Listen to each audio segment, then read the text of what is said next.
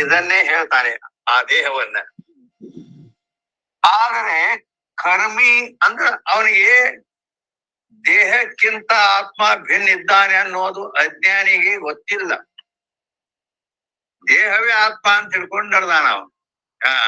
ಆದ್ರಿಂದ ನಾ ಹುಟ್ಟಿದ್ದೇನೆ, ನಾ ಸಾಯುತ್ತೇನೆ, ನಾ ಸುಖಿ ಇದ್ದೇನೆ, ದುಃಖಿ ಇದ್ದೇನೆ, ನಾ ಕರ್ತ ಭೋಕ್ತ, ಇವೆಲ್ಲ ಏನದು ದೇಹಾತ್ಮ ಬುದ್ಧಿಯಿಂದಲೇ ನಡೀತಾ ಇವು.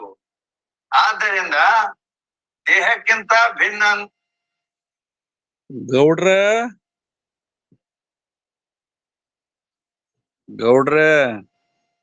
ನಮಸ್ಕಾರ. ನಮಸ್ಕಾರ ರೀ. ನಮಸ್ಕಾರ ಅಪ್ಪಾಜಿ. ನಮಸ್ಕಾರ ಸರ್. ಮತ್ತ ನಾಮದಾರ್ ಸರ್ ಬರ್ಲಿಲ್ಲ. ಈಗ ಇದನ್ನ ಹಾಕ್ಯಾರಲ್ಲ ರಿಕಾರ್ಡು ಅಜ್ಜರ್ದು, ಅದನ್ನ ಕೇಳ್ತೀರಾ? ಅದನ್ನ ಕೇಳುದ್ರಿ. ಅದ್ರ ಸಲುವಾಗಿ ಹಾಕ್ಯಾರ ಈಗ ಅವರು. ಅದ್ರ ಸಲುವಾಗಿ ರೀ. ಹೌದು, ಈಗ ಲಿಂಕಿನ ಸಲುವಾಗಿ ಹಾಕ್ಯಾರ. ಹೌದ್ರಿ. ಮತ್ತ ಸ್ಟಾರ್ಟ್ ಅದೇ ಕೇಳ್ರಿ ಹಂಗಾರ.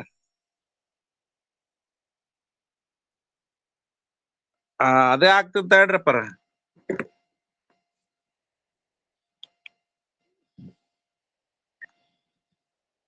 ಫಸ್ಟ್ ಇಂದ ಹಾಕ್ಲಾ ಏನ ಅಲ್ಲೇ ನಡೀತಾ ಇತ್ತಲ್ಲ ಅಲ್ಲಿಂದಾನೇ ಹೋಗಲ್ರಿ?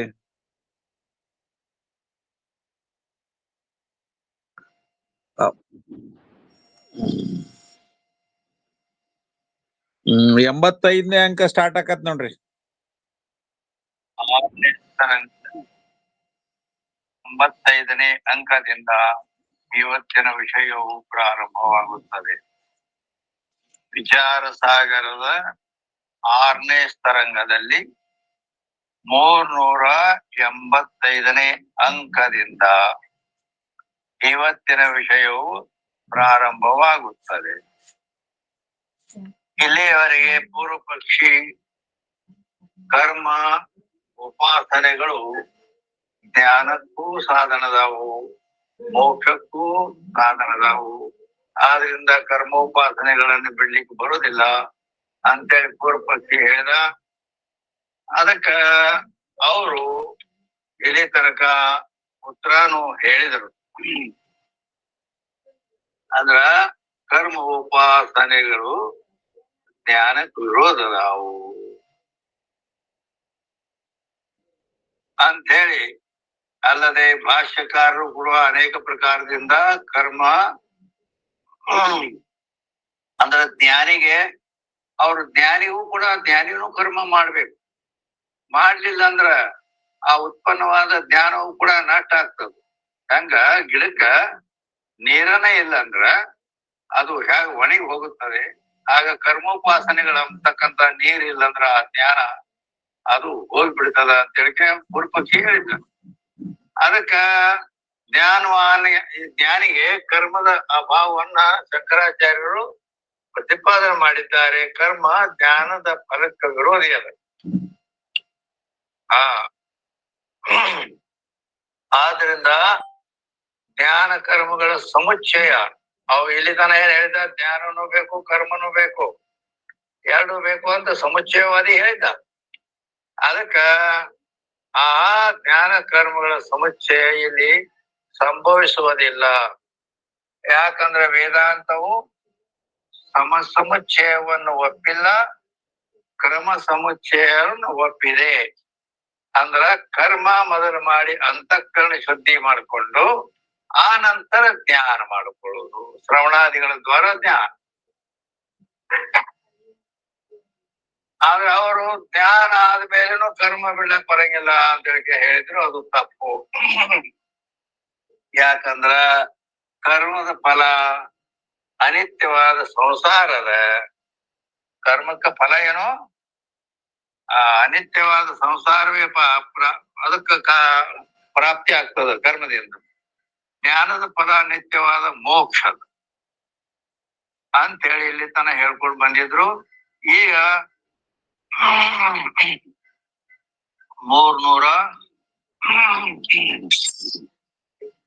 385ನೇ ಅಂಕದಿಂದ ಆತ್ಮನಲ್ಲಿ ಜಾತಿ, ಆಶ್ರಮ, ಅವಸ್ಥಾ ಇವುಗಳ ಅಧ್ಯಾಸವೇ ಕರ್ಮಕ್ಕೆ ಕಾರಣ. ಕರ್ಮ ಮಾಡ್ಬೇಕಾದ್ರೆ ಅದಕ್ಕೆ ಕಾರಣ ಏನು ಅಂತ ಕೇಳಿದ್ರೆ ಆತ್ಮನಲ್ಲಿ ಅವನಿಗೆ ಜಾತಿ ಅಧ್ಯಾಸ ಇರ್ಬೇಕು. ನಾ ಇಂಥ ಜಾತಿಯವನು ಅಂತ ಹೇಳಿ ಆಶ್ರಮ ಗೃಹಸ್ಥ ಮೊದಲಾದ ಆಶ್ರಮದವನು ನಾ ಅಂತ ಹೇಳಿಕ ಅದರದು ಅಭಿಮಾನ ಇರಬೇಕು. ಮತ್ತು ಅವಸ್ಥ ಇವು ಅಧ್ಯಾಸವು. ಜಾತಿ ಆಶ್ರಮ ಇವು ಎಲ್ಲ ಅಧ್ಯಾಸ. ಎಂತ ಜಾತಿಯವನು, ಇಂಥ ಆಶ್ರಮ ಗೃಹಸ್ಥ ನಾನು, ಸನ್ಯಾಸಿ ನಾನು, ಹಿಂಗೆಲ್ಲ ಇವು ಅಧ್ಯಾಸದಾವು. ಆದ್ದರಿಂದ ಇವು ಕರ್ಮಕ್ಕೆ ಕಾರಣ ಆಗ್ತಾವ. ಕಾಯತಿ ಜಾತಿ ಆಶ್ರಮ ಅವಸ್ಥಾ ಯೋಗ್ಯ ಭಿನ್ನ ಭಿನ್ನ ಕರ್ಮ ಕಹೆ ಅಂದ್ರ ಆಯಾಯ ಜಾತಿಗಳಿಗೆ ಆಯಾಯ ಆಶ್ರಮದವರಿಗೆ ಅವು ಕರ್ಮ ಬೇರೆ ಬೇರೆ ಬೋಧಿಸಲ್ಪಟ್ಟಾವ. ಅಂದ್ರೆ ಸಾಮಾನ್ಯವಾಗಿ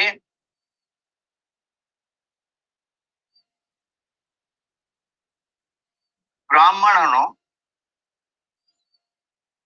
ಜ್ಯೋತಿಷ್ಠೋಮೇನ ಸ್ವರ್ಗ ಕಾಮೋ ಯಜೆ. ಜ್ಯೋತಿಷ್ಠೋಮ ಯಾಗ ಮಾಡುವ ಅಧಿಕಾರ ಕೇವಲ ಬ್ರಾಹ್ಮಣನಿಗೆ ಐತಿ, ಉಳಿದವರು ಯಾರಿಗೂ ಇಲ್ಲ.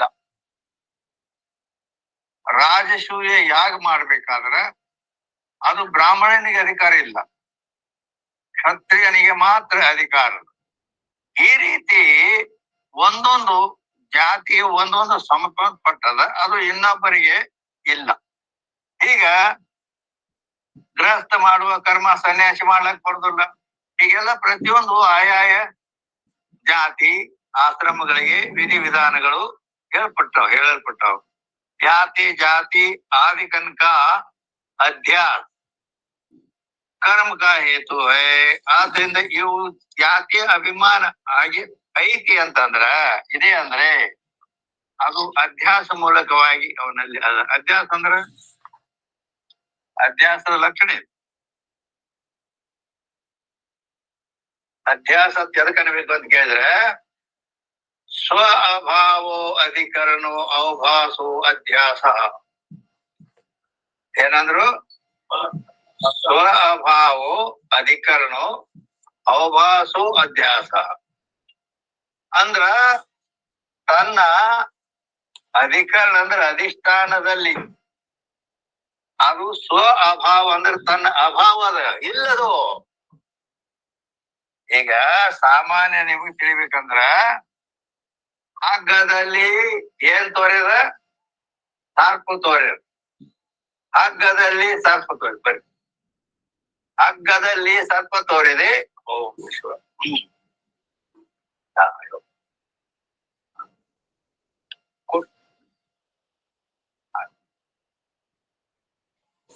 ಹಗ್ಗದಲ್ಲಿ ಸರ್ಪ ತೋರಿದೆ.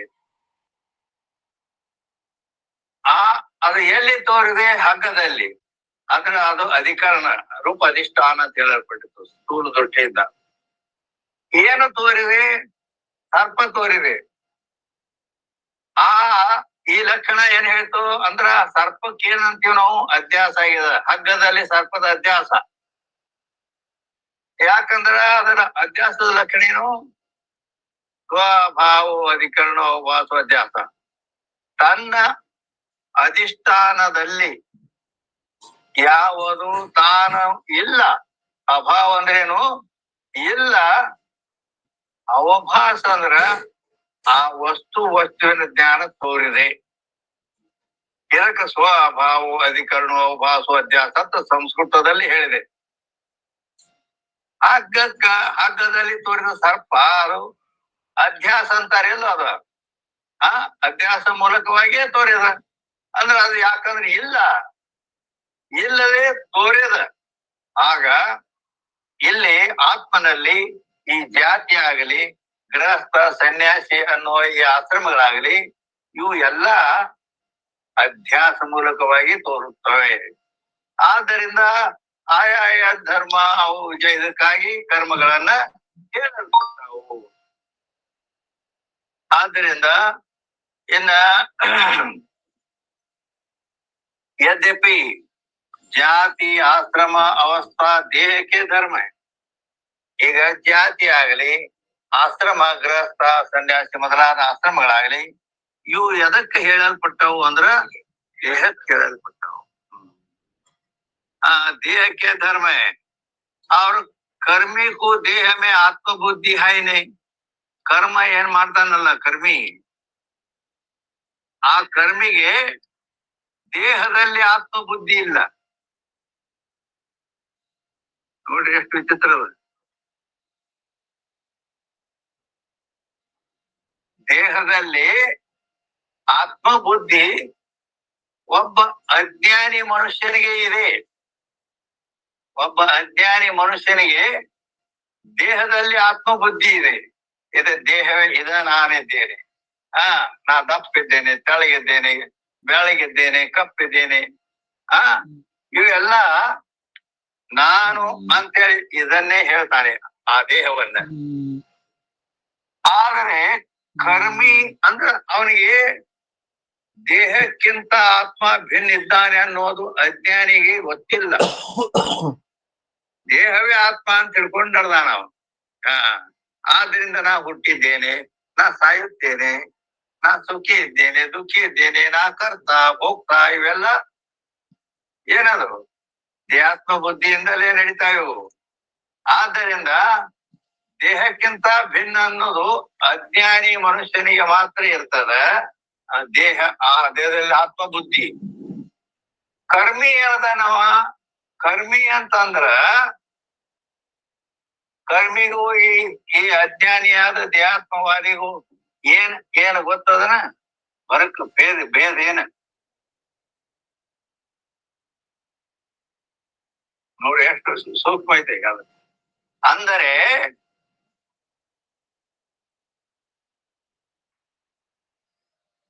ಕರ್ಮಿಗೆ ಶಾಸ್ತ್ರಜ್ಞಾನದ, ಕರ್ಮಿಗೆ ಶಾಸ್ತ್ರಜ್ಞಾನ.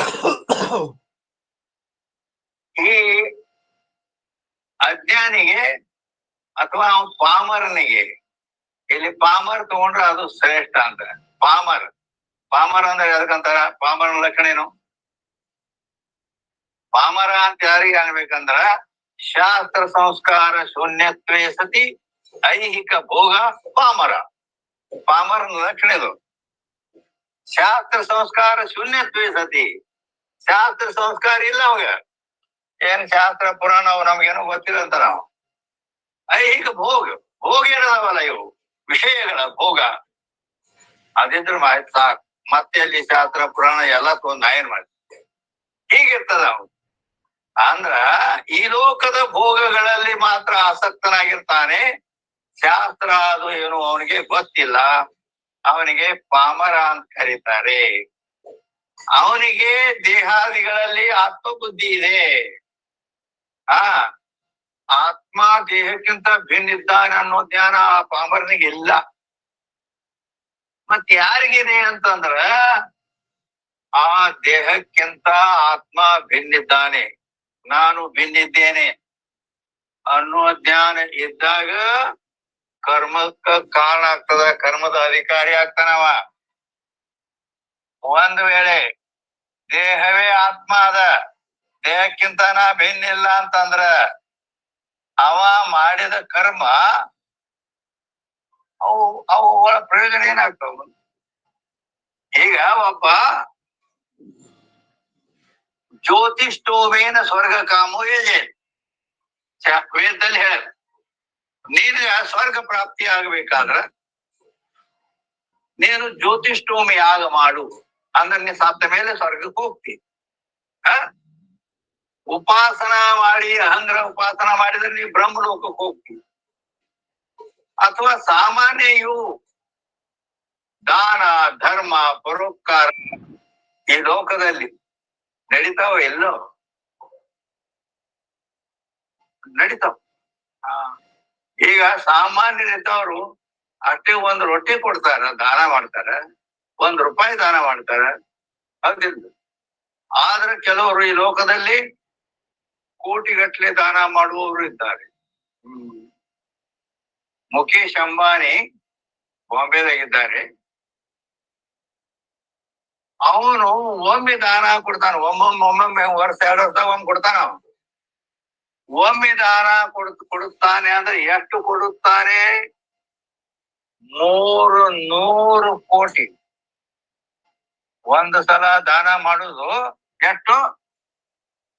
300 ಕೋಟಿ ದಾನ ಕೊಡೋದಿದೆ. ಅಂದ್ರ ಇಷ್ಟ ದಾನ ಮಾಡ್ತಾನ ಅಂದ್ರೆ ಯಾಕೆ ಮಾಡುತ್ತಾನೆ?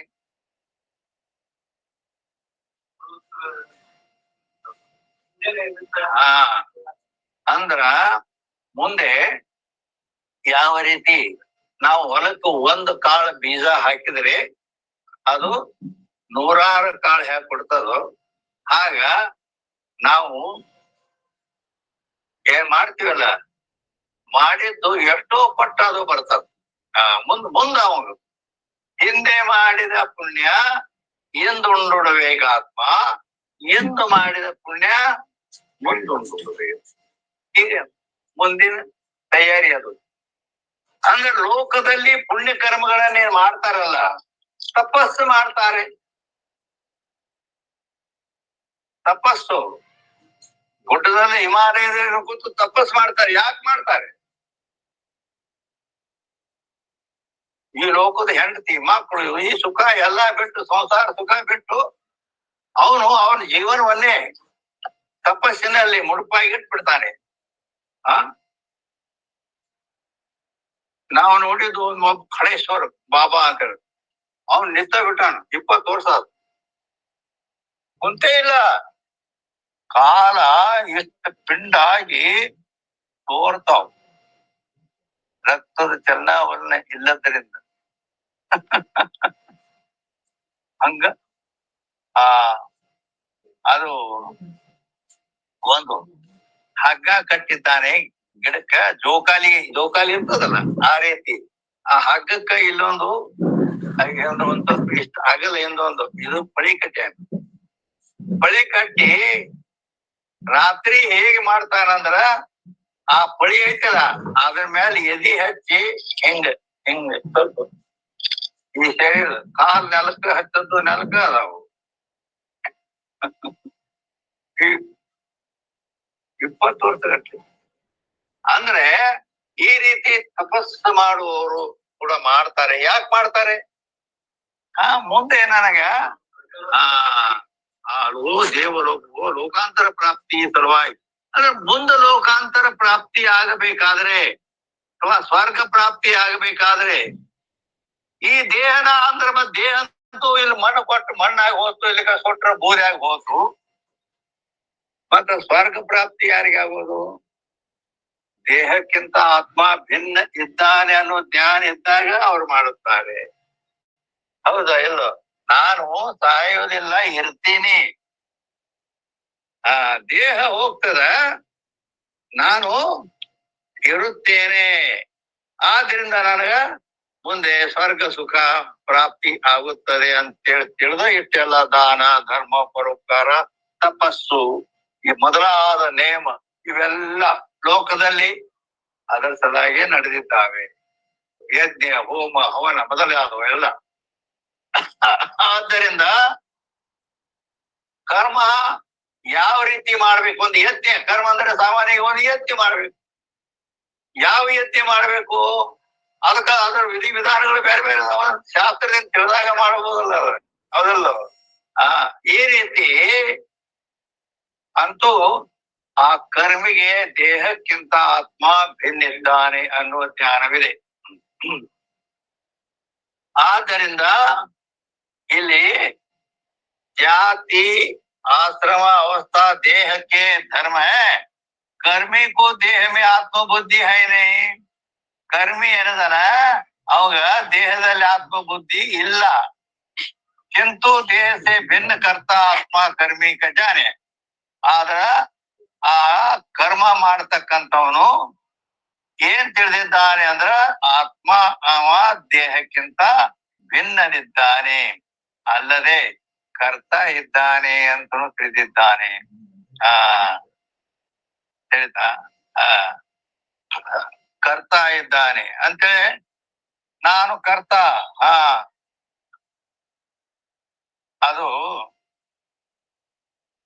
ಕರ್ತ ಅಂತ ಹೇಳಿ ಅಂದಾಗನ ಕರ್ಮದ ಸಂಬಂಧ ಅವಾಗ ಆಗ್ತದೆ. ಮತ್ತ ಅದು ನಾ ಕರ್ತ ಅಲ್ಲ ಅಂತ ತಿಳ್ಕೊಂಡ್ರೆ ಅವ ಈಗ 300 ಕೋಟಿ ದಾನ ಮಾಡಿದ್ದು ಅವನ್ ಸಂಬಂಧ ಆಗುದಿಲ್ಲ. ಯಾಕಂದ್ರೆ ಗೀತೆಯಲ್ಲಿ ಹೇಳ್ತಾನೆ, ಯಶ್ಯನಾಹಂ ಕೃತೋ ಭಾವೋ ಬುದ್ಧಿರ್ ಯಶ್ಯನ ಲಿಪ್ಯತೆ ಹತ್ವಾಪಿ ಸೈಮಾನ್ ಲೋಕಾನ್ ನ ಹಂತಿ ನ ನಿಬದ್ಧತೆ. ಏನ್ ಹೇಳ್ತಾನೆ ಕೃಷ್ಣ, ಯಶ ನಾಹಂ ಕೃತೋ ಭಾವ ಅಂದ್ರೆ ನಾನು ಮಾಡಿದನೆಂಬ ಬುದ್ಧಿ ಯಾರಿಗಿಲ್ಲೋ, ನಾನು ಕರ್ತ ನಾನು ಭೋಕ್ತ ಅನ್ನುವ ಬುದ್ಧಿ ಯಾರಿಗಿಲ್ಲವೋ ಅವನು ಅತ್ವಾಪಿಸಿ ಇಮಾನ್ ಲೋಕಾನ್, ಇಮಾನ್ ಲೋಕಾನ್ ಅಂದ್ರೆ ಈ ಲೋಕವನ್ನೆಲ್ಲ ಜಗತ್ತನ್ನೆಲ್ಲ ಕೊಂದರು, ಅವನು ಕೊಂದವನು ಅಲ್ಲ, ಅದಕ್ಕೆ ಅವನ ಸಂಬಂಧನೂ ಇಲ್ಲ. ಯಾಕಂದ್ರ ಕರ್ತೃತ್ವಾದಿ ಇಲ್ಲ. ನೈವ ಕಿಂಚಿತ್ ಕರೋಮಿ, ಅದೇ ಗೀತೆಯಲ್ಲೇನೆ ಹೇಳ್ತಾನ, ಇಂದ್ರಿಯಾರ್ಥೇಷು ವರ್ತಂತೆ ನೈವ ಕಿಂಚಿತ್ ಕರೋಮಿ. ಈ ದೇಹ ಇಂದ್ರಿಯಗಳು ತಮ್ಮ ಕಾರ್ಯಗಳಲ್ಲಿ ಪ್ರವೃತ್ತಿ ಆಗುತ್ತವೆ, ಆತ್ಮನಾದ ನಾನು ನೈವ ಕಿಂಚಿತ್ ಕರೋಮಿ, ಒಂದ್ ಸ್ವಲ್ಪ ಕೂಡ ಏನು ಮಾಡವನಲ್ಲ. ಯಾಕೆ ಮಾಡವಲ್ಲ? ಅವನ ಕೈ ಕಾಲು ಇಂದ್ರಿಯ ಏನೂ ಇಲ್ಲ ಆತ್ಮನಿಗೆ. ಆದ್ರಿಂದ ಏನು ಮಾಡುವುದಿಲ್ಲ. ಈ ದೇಹಾದಿಗಳು ಅವಯವಗಳಿಂದ ಕೂಡ್ಕೊಂಡದ, ಇಂದ್ರಿಯಗಳಿಂದ ಕೂಡ್ಕೊಂಡು ಇಲ್ಲಿ ವ್ಯವಹಾರ ಆಗ್ತದೆ. ಆತ್ಮನಲ್ಲಿ ಇಂದ್ರಿಯ ದೇಹಾದಿ ವ್ಯವಹಾರ ಏನೂ ಇಲ್ಲ. ಆದ್ರಿಂದ ಏನು ಮಾಡವನಲ್ಲ. ಹೇಗೆ ಈ ರೀತಿ ಅಂತ ಆತ್ಮನೇ ನಾನು, ಆತ್ಮನಲ್ಲಿ ಈ ರೀತಿ ದೃಢ ನಿಶ್ಚಯ ಬಂದಿದ್ದರಿಂದ ಅವನು ಕರ್ಮ ಇವತ್ತು 300 ಕೋಟಿ ದಾನ ಮಾಡಿದ್ರು ಕೂಡ ಅವ ಜ್ಞಾನಿ. ಬೇಕಾದಷ್ಟು ದಾನ ಧರ್ಮ ಪರೋಪಕಾರ ಮಾಡಿದ್ರು ಅವಕ್ಕೂ ಏನೂ ಸಂಬಂಧ ಇಲ್ಲ ಅವಾಗ. ಅದಕ್ಕೆ ನಿಂತ್ಕೊಂಡು ಹೇಳ್ತಾರೆ,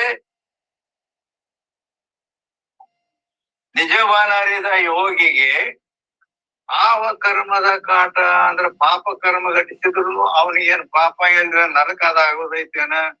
ಭಜನೆಯಿಂದ ಅವ ಪುಣ್ಯದೊಳಗೂಟ ಈ ದಾನ ಧರ್ಮ ಪರೋಪಕಾರ ಭಗವಂತನ ನಾಮಸ್ಮರಣೆ ಬೇಕಾದ ಮಾಡಿದ್ರು ಆ ಬರ್ತಕ್ಕಂತ ಪುಣ್ಯಕ್ಕರ ಅವನ ಸಂಬಂಧ ಆಗ್ತಾನೇನು? ಇಲ್ಲ. ಯಾರು? ನಿಜವನರಿದ ಯೋಗಿ, ತನ್ನ ಆತ್ಮ ಸ್ವರೂಪವನ್ನ ತಿಳ್ಕೊಂಡವ, ಅವನಿಗೆ ಈ ಕರ್ಮದ ಸಂಬಂಧ ಇಲ್ಲ. ಆದ್ದರಿಂದ ಏ ವಾರ್ತಾ ಪೂರ್ವಕೈ ಯಾತಿ ಜಾತಿ ಆಶ್ರಮ ಅವಸ್ಥಾ ಕಿ ಪ್ರತೀತಿ ಆತ್ಮ ಮೇ ಕರ್ಮಿ ಕೋ ಭಿ ಬನೇನೆ. ಆದ್ದರಿಂದ ಇಲ್ಲಿ ಜಾತಿ ಆಶ್ರಮ ಅವಸ್ಥೆಗಳ ಪ್ರತೀತಿ ಆತ್ಮನಲ್ಲಿ कर्मी को भी बने नहीं, तथापि देह से भिन्न आत्मा का कर्मी को भी अपरोक्ष ज्ञान नहीं. ಏನ್ ಹೇಳಿದ್ರು? ದೇಹಕ್ಕಿಂತ ಭಿನ್ನ. ಅಲ್ಲಿ ಆಗಲೇ ಹೇಳಿದ ಯದ್ಯಪಿಕಾರ ಹೇಳಿದ, ಈಗ ತಥಾಪಿ ದೇಹ ಸೇ ಭಿನ್ನ ಆತ್ಮ ಕಾ ಅಪರೋಕ್ಷ ಜ್ಞಾನ कर्मी को नहीं. ಏನ್ ಹೇಳ್ತಾರೆ ನೋಡಿ, ದೇಹಕ್ಕಿಂತ ಭಿನ್ನವಾದ ಆತ್ಮನ ಅಪರೋಕ್ಷ ಜ್ಞಾನ, ಆತ್ಮ ದೇಹಕ್ಕಿಂತ ಭಿನ್ನಿದ್ದಾನೆ ಅನ್ನೋದು ಮತ್ತು ಆತ್ಮನ ಅಪರೋಕ್ಷ ಜ್ಞಾನ ಕರ್ಮಿಗುನೇ. ಆ ಕರ್ಮಿಗೆ ದೇಹಕ್ಕಿಂತ ಭಿನ್ನ ಇದ್ದಾನೆಂಬ ಆತ್ಮನ ಅಪರೋಕ್ಷ ಜ್ಞಾನ ಆ ಕರ್ಮಿಗಿಲ್ಲ. ಕಿಂತು ಶಾಸ್ತ್ರ ಸೇ ಪರೋಕ್ಷ ಜ್ಞಾನ ಹೇ. ಆ ಕರ್ಮಿಗೆ ಶಾಸ್ತ್ರದಿಂದ ಪರೋಕ್ಷ ಜ್ಞಾನವಿದೆ. ದೇಹ ಮೇ ಆತ್ಮಜ್ಞಾನ ಅಪರೋಕ್ಷ. ಆ ಕರ್ಮಿಗೆ ಶಾಸ್ತ್ರದಿಂದ ಏನ್ ತಿಳ್ಕೊಂಡಾನ, ಅಲ್ಲಿ ಆತ್ಮನ ಪರೋಕ್ಷ ಜ್ಞಾನದ. ಇನ್ನ ದೇಹದಲ್ಲಿ ಆತ್ಮ ಬುದ್ಧಿ, ಅದು ಆತ್ಮಜ್ಞಾನ ಅಪರೋಕ್ಷದೆ. ನೋಡು, ದೇಹಾತ್ಮ ಬುದ್ಧಿ ಅಪರೋಕ್ಷದೆ ಅಂತೇಳಿ ನಾ ಕರ್ತ ನಾ ಭೋಕ್ತ ನಾನು ಮಾಡಿದ್ದೇನೆ ಅಂತೇಳಿ ಅಂತಾನ. ದೇಹದಿಂದ ಎದರ ಅಪರೋಕ್ಷ. ಆದ್ರ ಆತ್ಮನ ಬಗ್ಗೆ ಅಪರೋಕ್ಷ ಜ್ಞಾನ ಇಲ್ಲ. ಜೋ ದೇಹ ಸೇ ಭಿನ್ನ ಆತ್ಮ ಕಾ ಅಪರೋಕ್ಷ ಜ್ಞಾನ ಹೋಗಿತ್ತು. ಒಂದ್ ವೇಳೆ ದೇಹಕ್ಕಿಂತ ಭಿನ್ನ ಆತ್ಮ ಏನದನಲ್ಲ ಆ ಆತ್ಮನ ಅಪರೋಕ್ಷ ಜ್ಞಾನ ಆ ಕರ್ಮಿಗೆ ಆದದ್ದಾದ್ರೆ ದೇಹವೇ ಅಪರೋಕ್ಷ ಆತ್ಮಜ್ಞಾನಕ ವಿರೋಧಿ ಹೋವೆ. ಆವಾಗ ದೇಹದಲ್ಲಿ ಏನ್ ಅಪರೋಕ್ಷ ಜ್ಞಾನ ಐತಲ್ಲ, ಆತ್ಮನ ಅಪರೋಕ್ಷ ಜ್ಞಾನ ಅವನಿಗೆ ಇದ್ದಿದ್ರೆ ದೇಹದಲ್ಲಿ ಆತ್ಮ ಬುದ್ಧಿ ನಾನು ಇದ್ದೇನೆ ಅಂತೇಳಿ ಅಪರೋಕ್ಷ ಐತಲ್ಲ, ಅಪರೋಕ್ಷದಿಂದ ಅಪರೋಕ್ಷಕ್ಕೆ ವಿರೋಧ ಆಗ್ತದೆ. ದೇಹದಲ್ಲಿ ನಾನು ಅನ್ನುವ ಅಪರೋಕ್ಷ ಜ್ಞಾನ ಕರ್ಮಿಗಿದೆ.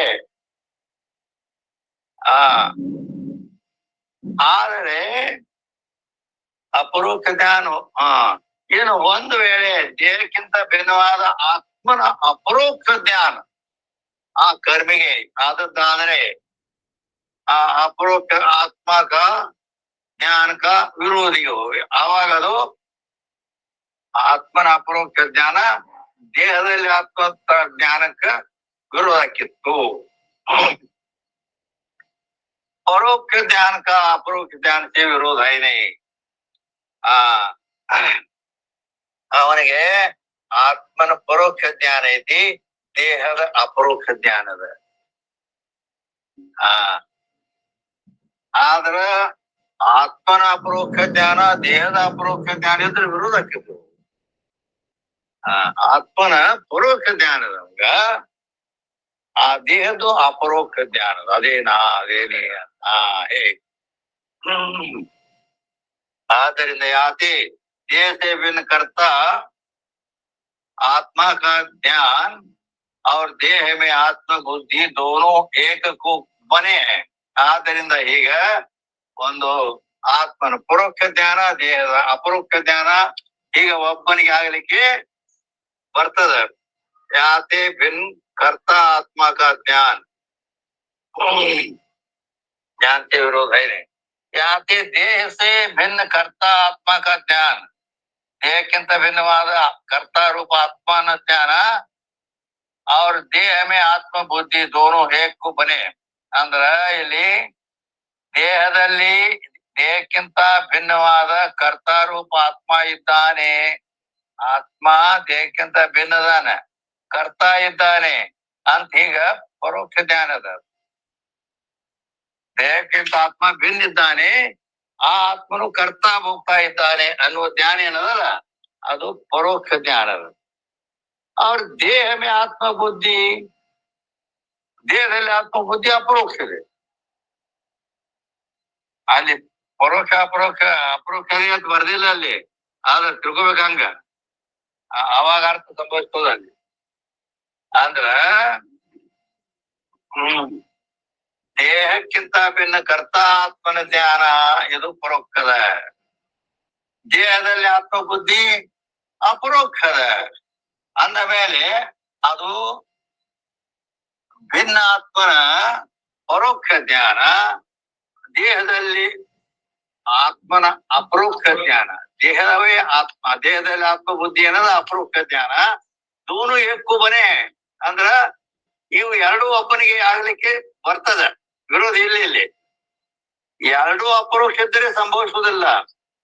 ದೇಹಕ್ಕಿಂತ ಭಿನ್ನ ಆತ್ಮನ ಪರೋಕ್ಷ ಜ್ಞಾನದ, ದೇಹದಲ್ಲಿ ಅಪರೋಕ್ಷ ಜ್ಞಾನದ, ಇದು ಒಬ್ಬನಿಗೆ ಇರ್ಲಿಕ್ಕೆ ಸಾಧ್ಯವಿದೆ. ಹೇಗೆ ಅದಕ್ಕೆ ದೃಷ್ಟಾಂತ ಕೊಡ್ತಾರೆ, ಇದೇ ಬರೋಬರಿ ತಿಳಿದಿಲ್ಲ ಅಂತ ಹೇಳಿ. ಹೌದಿಲ್ಲ? ಮೂರ್ತಿ ಮೇ ಈಶ್ವರ ಕಾ ಜ್ಞಾನ ಶಾಸ್ತ್ರ ಸೇ ಪರೋಕ್ಷ. ಈಗ ಒಬ್ಬ ಮನುಷ್ಯ ಒಂದು ಶಿವನ ಮಂದಿರಕ್ಕೆ ಹೋದ, ಶಿವ ಮಂದಿರಕ್ಕ ಹೋದ, ದೇವರ ಗುಡಿಗೆ. ಅಲ್ಲಿ ಮೂರ್ತಿ ಮೇ ಈಶ್ವರ ಕಾ ಜ್ಞಾನ ಶಾಸ್ತ್ರ ಸೇ ಪರೋಕ್ಷ. ಅಂದ್ರ ಶಾಸ್ತ್ರ ಹೇಳಿದ ದೇವರ ಗುಡಿಯಲ್ಲಿ ದೇವರಿದ್ದಾನೆ ಅಂತ ಹೇಳಿದ್ರು. ಅಂದ ಮೇಲೆ ಆ ಶಾಸ್ತ್ರ ಜ್ಞಾನ ಇವಾಗ ಅಪರೋಕ್ಷ ಅದನ. ಅಂದ್ರ ಆ ಈಶ್ವರನ ಅಪರೋಕ್ಷ ಜ್ಞಾನದ ಇಲ್ಲ. ಆ ಈಶ್ವರನ ಅಪರೋಕ್ಷ ಜ್ಞಾನದ ಪರೋಕ್ಷ ಜ್ಞಾನದ ಕಲ್ಲಿನ ಮೂರ್ತಿ ಅದ ಇನ್ನು ಹೇಳ್ತಾರ ಅವರು. ಮೂರ್ತಿ ಐತಿ ಒಂದು ದೇವರ ಮೂರ್ತಿ, ಆ ದೇವರ ಮೂರ್ತಿಯಲ್ಲಿ ಈಶ್ವರನ ಜ್ಞಾನ, ದೇವರ ಹತ್ತಿರ ಬೇಡ್ಕೊತಾನ ಎಲ್ಲ ಅವ. ಆ ಮಂದಿರದಲ್ಲಿದ್ದಂತ ದೇವರಿಗೆ ಅವ ನಮಸ್ಕಾರ ಮಾಡ್ತಾನೆ, ಹೌದಲ್ಲೋ? ಆದ್ರೆ ಅದರ ಅವ ದೇವರನ್ನು ಜ್ಞಾನ ಪರೋಕ್ಷದವಾಗ ಆ ಕಲ್ಲಿನ ಮೂರ್ತಿಯಲ್ಲಿ ದೇವರಂತೇಳಿ ನಮಸ್ಕಾರ ಮಾಡ್ತಾನ. ಆ ದೇವರನ್ನು ಅದು ಈಶ್ವರ ಅನ್ನೋದು ಮತ್ತೆ ಯಾವುದೇ ದೇವರ ಅನ್ನೋದು ಮಾತ್ರ ಪರೋಕ್ಷದವಾಗ. और ಪಾಷಾಣ ಬುದ್ಧಿ ಅಪರೋಕ್ಷ. ಪಾಷಾಣ ಬುದ್ಧಿ ಅಂದ್ರ ಅದು ಎದರ್ದದ ಮೂರ್ತಿ? ಕಲ್ಲಿಂದ ಅದ, ಕಲ್ಲಿನ ಮೂರ್ತಿ ಅದ ಅದು, ಹೌದಿಲ್ಲ? ಅವನ ಕಣ್ಣಿಗೆ ಕಲ್ಲಿಂದ ಮೂರ್ತಿ ಅನ್ನೋದು ಗೊತ್ತದಿಲ್ಲ, ಅಪರೋಕ್ಷ ಜ್ಞಾನದ. ಕಲ್ಲಿನ ಮೂರ್ತಿ ಅನ್ನೋದು ಅಪರೋಕ್ಷ ಜ್ಞಾನದ, ದೇವರು ಅನ್ನೋದು ಪರೋಕ್ಷ ಜ್ಞಾನದ. ಯಾಕ ಪ್ರತ್ಯಕ್ಷ ಇಲ್ಲ, ದೇವರ ಪ್ರತ್ಯಕ್ಷ ಇಲ್ಲ ಅಲ್ಲಿ. ಕಲ್ಲಿನ ಮೂರ್ತಿ ಅನ್ನೋದು ಪ್ರತ್ಯಕ್ಷ. ಕಲ್ಲಿನ ಮೂರ್ತಿ ಪ್ರತ್ಯಕ್ಷ ಜ್ಞಾನದ, ದೇವರದು ಪರೋಕ್ಷ ಜ್ಞಾನದ. ಅಪರೋಕ್ಷ ಜ್ಞಾನ ಕಲ್ಲಿನ ಮೂರ್ತಿದ, ಅದ ಪರೋಕ್ಷ ಜ್ಞಾನ ದೇವರದ್ದು ಅದ. ತಿನ್ಕ ವಿರೋಧನೆ ಅಂದ ಮೇಲೆ ಇಲ್ಲಿ ಪರೋಕ್ಷ ಅಪರೋಕ್ಷ ಇದ್ದರೆ ಇಲ್ಲಿ ವಿರೋಧ ಇರುವುದಿಲ್ಲ. ಹೇಗೆ? ಯಾಕಂದ್ರ ದೇವರದು ಪರೋಕ್ಷ ಜ್ಞಾನದ, ಕಲ್ಲಿನ ಮೂರ್ತಿದು ಅಪರೋಕ್ಷ ಜ್ಞಾನದ.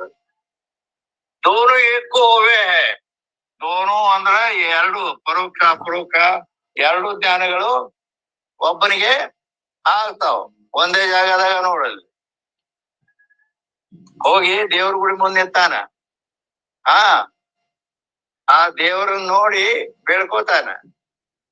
ದೇವರನ್ನ ನೋಡಿ ಬೇಡ್ಕೊಳ್ಳುವಾಗ ಲೆಕ್ಕದಿಂದ ಇದು ಕಲ್ಲಿನ ಮೂರ್ತಿ ಅದ ಅನ್ನೋದು, ಹೌದಿಲ್ಲ?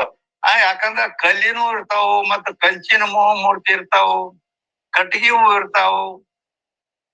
ಆದ್ರ ಅದಕ್ಕಾಗಿ ಆ ಮೂರ್ತಿ ಮಾತ್ರ ಅವನಿಗೆ ಅಪರೋಕ್ಷ ಅದ. ಅಪರೋಕ್ಷ ಅಂದ್ರೆ ಪ್ರತ್ಯಕ್ಷದ. ಅಲ್ಲಿ ಕಲ್ಲಿಂದು ಅಂತೇಳಿ ಪ್ರತ್ಯಕ್ಷದ, ಅಪರೋಕ್ಷ ಜ್ಞಾನದ.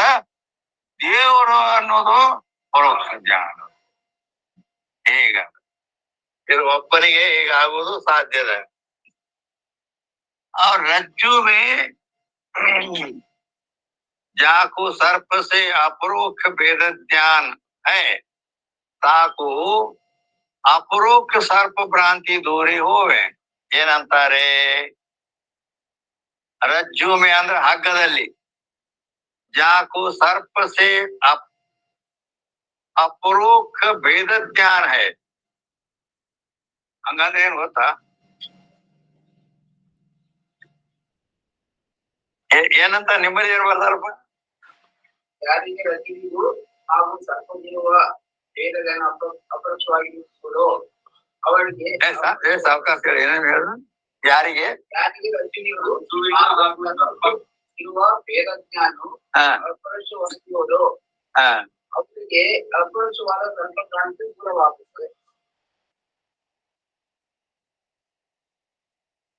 ಅಂದ್ರ ಇಲ್ಲಿ ಏನ್ ತಿಳ್ಕೊಬೇಕು ಅಂದ್ರೆ, ಯಾರಿಗೆ ಸರ್ಪದೊಡನೆ ಅಂದ್ರ ಹಗ್ಗ, ರಜ್ಜುವಿನಲ್ಲಿ ಅಂದ್ರೆ ಹಗ್ಗದಲ್ಲಿ, ಜಾಕು ಸರ್ಪ ಸೇ ಅಪರೋಕ್ಷ ಭೇದ ಜ್ಞಾನ ಹೈ. ಸರ್ಪದ ಅಪರೋಕ್ಷ ಭೇದ ಜ್ಞಾನ ಅಂದ್ರೆ ಏನು ಅಂದ್ರ, ಇದು ಸರ್ಪ ಅಲ್ಲ. ಭೇದ ಜ್ಞಾನ ಅಂದ್ರೆ ಏನು? ಹಗ್ಗ ಬ್ಯಾರೆ, ಸರ್ಪ ಬ್ಯಾರೆ ಅನ್ನೋದು ಭೇದ ಜ್ಞಾನ. ಜ್ಞಾನ ಹೈ. ಸಾಕು ಇಂಥವನಿಗೆ ಅಪರೋಕ್ಷ ಸರ್ಪ ಭ್ರಾಂತಿ ದೂರ ಇವೆ. ಅದು ಹಗ್ಗದ, ಸರ್ಪ ಅಲ್ಲ ಅಂತ ಹೇಳಿ ಈ ರೀತಿ ಜ್ಞಾನ ಆದರೆ ಅವಾಗ ಅವನಿಗೆ ಮೊದಲು ಏನಿದು ಸರ್ಪ ಅಂತೇಳಿ ಅಂಜಿ ನಿಂತಿದ್ದಲ್ಲ ಇಲ್ಲಿ, ಅದು ಸರ್ಪದ ಅಪರೋಕ್ಷ ಜ್ಞಾನ ಇತ್ತವಾಗ, ಹೌದಿಲ್ಲ? ಸರ್ಪದ ಅಪರೋಕ್ಷ ಜ್ಞಾನ ಇತ್ತು. ಅದು ಮುಂದೆ ಹೋಗಿ ಇದು ಸರ್ಪ ಅಲ್ಲ, ಹಗ್ಗದಂತ ಹಗ್ಗದ ಯಥಾರ್ಥ ಜ್ಞಾನ ಆಯ್ತು ಅಂತಾರೆ. ಅಂದ್ಕೊಳ್ಳೇನ ಅವಾಗ ಏನಾಗ್ತದೆ? ಅಪರೋಕ್ಷ ಸರ್ಪ ಭ್ರಾಂತಿ ದೂರಿ ಹೋವೆ. ಆ ಸರ್ಪದ ಅಪರೋಕ್ಷ ಜ್ಞಾನ ಇತ್ತಲ್ಲ ಅದು ಹೋಗ್ಬಿಡ್ತು ಹಗ್ಗ ಜ್ಞಾನ ಆದ ಕೂಡಲೇ. ಏನೇಮ್ ಸಿದ್ಧವ ಇದ್ರ ಮೇಲಿಂದ ಏನ್ ಒಂದು ನಿಶ್ಚಯ ಆಯ್ತು ಅಂತ ಕೇಳಿದ್ರೆ अपरोक्ष भ्रांति का अपरोक्ष ज्ञान से विरोध है. अपरोक्ष भ्रांति ज्ञान इತ್ತಂದ್ರ ಅಪರೋಕ್ಷ ಜ್ಞಾನ ಅದ ಇನ್ನೊಂದು ಅಪರೋಕ್ಷ ಜ್ಞಾನಕ್ಕ ವಿರೋಧ ಆಗ್ತದ. ಅಲ್ಲೇ ಇಲ್ಲಿ ನೋಡು ಹೆಂಗಂದ್ರೆ ಇದು ಗೊತ್ತಾಗ್ಲಿಲ್ಲ ಅಂದ್ರೆ ಮೊದಲು ಇವ ಅಂಜಿ ಸರ್ಪ ಜ್ಞಾನ ಸರ್ಪ ಐತೆ ಅಂತ ಹೇಳಿ ಅಂಜಿ ನಿಂತಿದ್ದ ಇಲ್ಲೋ. ಸರ್ಪ ಅಂತ ಅಪರೋಕ್ಷ ಜ್ಞಾನ ಆಗಿತ್ತಂತನ ಇಲ್ಲಿ ಮುಂದಕ್ಕೆ ಹೋಗುವಲ್ಲ ಅವನ್ ನಿಂತಾನೆ. ಅಂದ್ರೆ ಸರ್ಪದ ಅಪರೋಕ್ಷ ಜ್ಞಾನದ ಹೌದಿಲ್ಲ. ಮುಂದ್ ಹಿಂದಿಗಡೆ ಏನಾಯ್ತು ಒಂಥರ ಮುಂದ್ ಹೋಗಿ ನೋಡಿದಾಗ ಹಗ್ಗದ ಅಪರೋಕ್ಷ ಜ್ಞಾನ ಆಯ್ತು. ಹಗ್ಗದ ಅಪರೋಕ್ಷ ಜ್ಞಾನ, ಸರ್ಪದ ಅಪರೋಕ್ಷ ಜ್ಞಾನ, ಆ ನಂತರ ಹಗ್ಗದ ಅಪರೋಕ್ಷ ಜ್ಞಾನ, ಇವೆರಡು ವಿರೋಧ ಆಗ್ತಾವು. ಪರೋಕ್ಷ ಅಪರೋಕ್ಷ ಇರಬಹುದು, ಆದ್ರೆ ಎರಡು ಅಪರೋಕ್ಷ ಇರಂಗಿಲ್ಲ. ಮೊದಲು ಹಗ್ಗದ ಸರ್ಪದ ಅಪರೋಕ್ಷ ಜ್ಞಾನ ಇತ್ತಲ್ಲ, ಹಗ್ಗದ ಅಪರೋಕ್ಷ ಜ್ಞಾನ ಆದ ಕೂಡೇನ ಆ ಸರ್ಪ ಜ್ಞಾನ ಹೋಗಿ ಬಿಡುತ್ತದೆ. ಆದ್ದರಿಂದ ನೇಮ್ ಏನೈತೆ ಅಂದ್ರ ಅಪರೋಕ್ಷ ಭ್ರಾಂತಿ ಜ್ಞಾನಕ ಅಪರೋಕ್ಷ ಜ್ಞಾನಕ್ಕೆ ವಿರೋಧ. ಆ ಸರ್ಪದ್ದು ಅಪರೋಕ್ಷ ಭ್ರಾಂತಿ ಜ್ಞಾನ ಇತ್ತು, ಹಗ್ಗದ ಅಪರೋಕ್ಷ ಜ್ಞಾನ ಆದ ಕೂಡಲೇ ಅದು ವಿರೋಧ ಆಗ್ತದ. ಅಂದ್ರ ಆ ಸರ್ಪ ಜ್ಞಾನವನ್ನ ನಿವೃತ್ತಿ ಮಾಡ್ತದೆ. ಪರೋಕ್ಷ ಸೇನೆ ಅದೇ ಒಂದು ವೇಳೆ ಪರೋಕ್ಷ ಜ್ಞಾನ ಇತ್ತಂದ್ರ ಅದು ನಿವೃತ್ತಿ ಮಾಡುವುದಿಲ್ಲ. ಅದು ಹೇಗ, ಈಗ ಕಲ್ಲಿನ ದೇವರ ಮೂರ್ತಿ ಮುಂದೆ ನಿಂತಾನೆ, ಆ ಕಲ್ಲಿನ ಮೂರ್ತಿ ಅಪರೋಕ್ಷದ, ದೇವರನ್ನೋದು ಪರೋಕ್ಷದ. ಅದಕ್ಕಾಗಿ ಅಲ್ಲಿ ಈ ರೀತಿ ಅದು ಎರಡು ಒಬ್ಬನಲ್ಲಿ ಇದು ಅಪರೋಕ್ಷ ಪರೋಕ್ಷ ಇರ್ಲಿಕ್ಕೆ ವಿರೋಧ ಇಲ್ಲ ಅಲ್ಲಿ. ಆದ್ರ ಸರ್ಪದ ಅಪರೋಕ್ಷ ಮತ್ತು ಹಗ್ಗದ ಅಪರೋಕ್ಷ ಎರಡೂ ಅಪರೋಕ್ಷ ಆಗಿಬಿಟ್ರೆ ವಿರೋಧ ಆಗಿ ಸರ್ಪಭ್ರಾಂತಿ ನಿವೃತ್ತಿ ಆಗುತ್ತದೆ. ನೈ ಯಾತಿ ದೇಹ ಸೇ ಭಿನ್ನ ಆತ್ಮ ಕಾ ಪರೋಕ್ಷ ಜ್ಞಾನ, ದೇಹಕ್ಕಿಂತ ಭಿನ್ನವಾದ ಆತ್ಮನ ಪರೋಕ್ಷ ಜ್ಞಾನ ಮತ್ತು ದೇಹದಲ್ಲಿ ಅಪರೋಕ್ಷ ಜ್ಞಾನ ಬನೇ. ಆದ್ದರಿಂದ ಅಲ್ಲಿ ಆತ್ಮನ ಜ್ಞಾನ ಅಲ್ಲಿ ದೇಹಕ್ಕಿಂತ ಭಿನ್ನವಾಗಿ ಆತ್ಮನ ತಿಳಿದಾನ ಕರೆ, ಆದ್ರ ಅದು ಪರೋಕ್ಷ ಐತೆ. ಅವಾಗ ಆತ್ಮನ ಅಪರೋಕ್ಷ ಜ್ಞಾನ ಇಲ್ಲ, ಪರೋಕ್ಷದ. ದೇಹದಲ್ಲಿ ಅಪರೋಕ್ಷ ಜ್ಞಾನ, ದೇಹದಲ್ಲಿ ದೇವಿನ ಗಚ್ಚಿನ ಜ್ಞಾನ. ಸೊ ದೋನೋ ಕರ್ಮಕ್ಕೆ ಹೇತು ಹೈ. ಇವು ಎರಡು ಜ್ಞಾನ, ಎರಡು ಅಂದರೆ ದೇಹಕ್ಕಿಂತ ಭಿನ್ನವಾದ ಆತ್ಮನ ಪರೋಕ್ಷ ಜ್ಞಾನ, ದೇಹದಲ್ಲಿ ಆತ್ಮನ ಅಪರೋಕ್ಷ ಜ್ಞಾನ, ಎರಡು ಇದ್ದರೆ ಅವನು ಕರ್ಮಕ್ಕೆ ಕಾರಣ ಆಗ್ತದೆ. देह से भिन्न भी कर्ता रूप करके आत्मा का ज्ञान कर्म का हेतु है. ಮತ್ತು ಅಲ್ಲಿ ದೇಹಕ್ಕೆ ಭಿನ್ನ, ದೇಹಕ್ಕಿಂತ ಆತ್ಮ ಭಿನ್ನ ಅದನ್ನ ಇಷ್ಟೇ ಅಂದ್ರೆ ನಡೆಯಂಗಿಲ್ಲ. ಮತ್ತೇನಪ್ಪಾ ಅಂತಂದ್ರೆ ನೀವು ಕುರ್ಚಿ ಮೇಲೆ ಕೂಡ್ಬಹುದು, ಕೂಡಮ್ಮ ಇಲ್ಲ, ಕಾಲ್ ಬ್ಯಾನ್ ಇದ್ರೆ ಅವರು ಕೂಡ್ಬಹುದು. ಎಲ್ಲ ಅಂದ್ರೆ ಹೇಳ್ತೀವಿ ಕೊಡ್ಕೊಡ್ರಿ, ಇಲ್ಲ ಕಾಲ ಬ್ಯಾನ್ ಇರ್ತಾವ ಅದು. ಅಂದ್ರ ಕುರ್ಚಿ ಹಾಕಿಟ್ಟಿವಿ ಅಂದ್ರ ಕಾಲ್ ಬ್ಯಾನ್ ಇದ್ದವ್ರು ಕುರ್ಚಿ ಮೇಲೆ ಕೊಡ್ಬೋದು, ಅದೇನಿ ಪರವಾಗಿಲ್ಲ. ಇಲ್ಲಾಂದ್ರೆ ಬಾಳ ಕುಂತು ನೋವು ಆಗ್ತಾವ. ಆದ್ರಿಂದೆಲ್ಲ ಕಡೆ ಹೋಗ್ತದ, ಈ ಕಡೆ ಇರೋದಿಲ್ಲ. ಹೇಳು. देह से भिन्न भी कर्ता रूप करके आत्मा का ज्ञान कर्म का हेतु है. ದೇಹಕ್ಕಿಂತ ಭಿನ್ನ ಜ್ಞಾನ, ಆತ್ಮ ದೇಹಕ್ಕಿಂತ ಭಿನ್ನ ಇದ್ದಾನೆ ಅನ್ನೋ ಜ್ಞಾನ ಅದ. ಅಷ್ಟರಿಂದಲೇ ಕರ್ಮಕ್ಕ ಕಾರಣ ಆಗುವುದಿಲ್ಲ ಅದು. ಮತ್ತೇನ್ ಬೇಕು? ಆತ್ಮ ಕರ್ತಾ ಇದ್ದಾನೆ ಅನ್ನೋ ಜ್ಞಾನ ಬೇಕು. ಭಿನ್ನ ಇದ್ದಾನೆ, ದೇಹಕ್ಕಿಂತ ಭಿನ್ನ, ಮತ್ತು ಕರ್ತಾ ರೂಪ ಇದ್ದಾನೆ ಅಂದ್ರೆ ನಾ ಮಾಡಾವ, ನಾ ಉಣ್ಣಾವ ಅಂತ ಐತಿಲ್ಲ, ಆ ರೀತಿ ಆ ಆತ್ಮ का ध्यान कर ಈ ರೀತಿ ಧ್ಯಾನ ಕರ್ತಾ ರೂಪದಿಂದ ಇದ್ದಾಗ ಅವ ಕರ್ಮಕ್ಕೆ ಕಾರಣ ಆಗ್ತದೆ. सो कर्ता रूप करके आत्मा का ध्यान भ्रांति रूप है. ಆ ಕರ್ತಾ ರೂಪದಿಂದ ಆತ್ಮನ ಧ್ಯಾನ ಏನಾಗ್ಯದಲ್ಲ, ಆತ್ಮ ಕರ್ತಾ ಇದ್ದಾನೆ ಏನು ಇಲ್ಲ. ಅಂದ್ರೆ ಭ್ರಾಂತಿ ಧ್ಯಾನ ಅದು. ನಾನು ಕರ್ತಾ ನಾನು ಹೋಗ್ತಾ ಅಂತೇಳಿ ಆತ್ಮನಲ್ಲಿ ಕರ್ತೃತ್ವಾದಿಗಳನ್ನ ಅಂಗೀಕಾರ ಮಾಡುವುದು ಭ್ರಾಂತಿ ಅದು. और भ्रांति विद्वान को है नहीं ಅಂದ್ರೆ ಆ ವಿದ್ವಾನ್ ಅಂದ್ರೇನು? ಆತ್ಮಜ್ಞಾನಿ. ವಿದ್ವಾನ್ ಅಂದ್ರ ಆತ್ಮಜ್ಞಾನಿ. ಯಾವ ಬ್ರಹ್ಮಜ ತಾದಾತ್ಮೆ ಎಂದು ಬಿಡುಗಡೆಯಾಗಿದೆಯೋ, ಆತ್ಮನನ್ನ ಅಪರೋಕ್ಷವಾಗಿ ಯಾರು ತಿಳಿದುಕೊಂಡಿದ್ದಾನೆಯೋ ಅವನಿಗೆ ವಿದ್ವಾನ್ ಅಂತಾರೆ.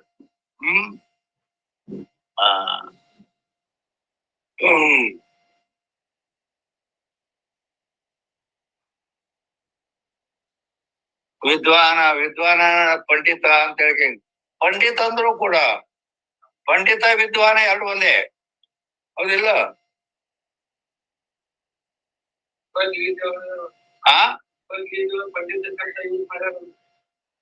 ಯಾರಿಗೆ? ಕರೆಕ್ಟ್, ಪಂಡಿತ ಅಂತ ಹೇಳ್ಯಾರ, ಹೌದಿಲ್ಲ? ಪಂಡಿತ ಅಂತಂದ್ರ ಬಹಳಷ್ಟು ಈ ಶಾಸ್ತ್ರ ಬಲ್ಲವ, ಹೇಳೋದು ಮಾತಿನಲ್ಲಿ ಚಾಲಾಕಿದ್ದಾವ, ಹಿಂಗ್ ಅವ್ ಪಂಡಿತ ಅಂತ ಹೇಳ್ಕೆ ಹೀಗೇನ ಭಾರಿ ಪಾಂಡಿತ್ಯ ಅಂತ ಹಿಂಗತ್ತಾರಲ್ಲ. ಪಂಡಿತ ಅಂತ ಈ ಹೊರಗಿನ ಕೇವಲ ಇದಕ್ಕ ಆಗೋದಿಲ್ಲ, ಶಾಸ್ತ್ರ ಒಪ್ಪೋದಿಲ್ಲ ಅದನ್ನು. ಪಂಡಿತ ಅಂತ ಯಾರಿಗಿರ್ಬೇಕು? ಪಂಡಿತ ಪಂಡ ಆತ್ಮ ವಿಷಯಕ ಬುದ್ಧಿ ಏಷಾಂ ತೇಹಿ ಪಂಡಿತಾ.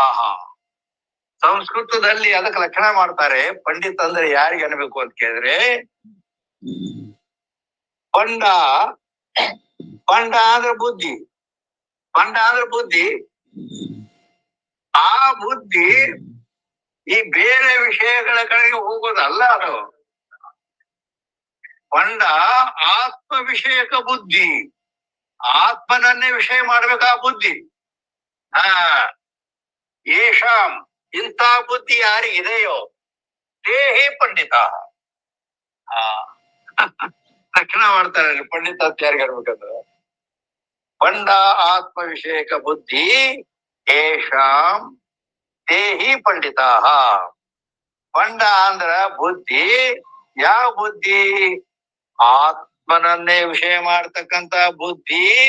ಯೇಷಾಂ ಅಂದ್ರೆ ಯಾರಿಗೆ ಇದೆಯೋ, ತೇಹಿ ಅವರು ಪಂಡಿತರು ಅಂತ ಅನ್ಬೇಕು ಅಂತೇಳಿನ ಇದಕ್ಕೆ ಸಮಾನವಾದ ಶಬ್ದ ಭಗವದ್ಗೀತೆಯಲ್ಲಿ ಪರಮಾತ್ಮ ಪಂಡಿತ ಸಮದರ್ಶಿನಃ ಅಂತ ಹೇಳಿದ್ದಾನೆ. ಏನು ಸಮದರ್ಶಿನಿ?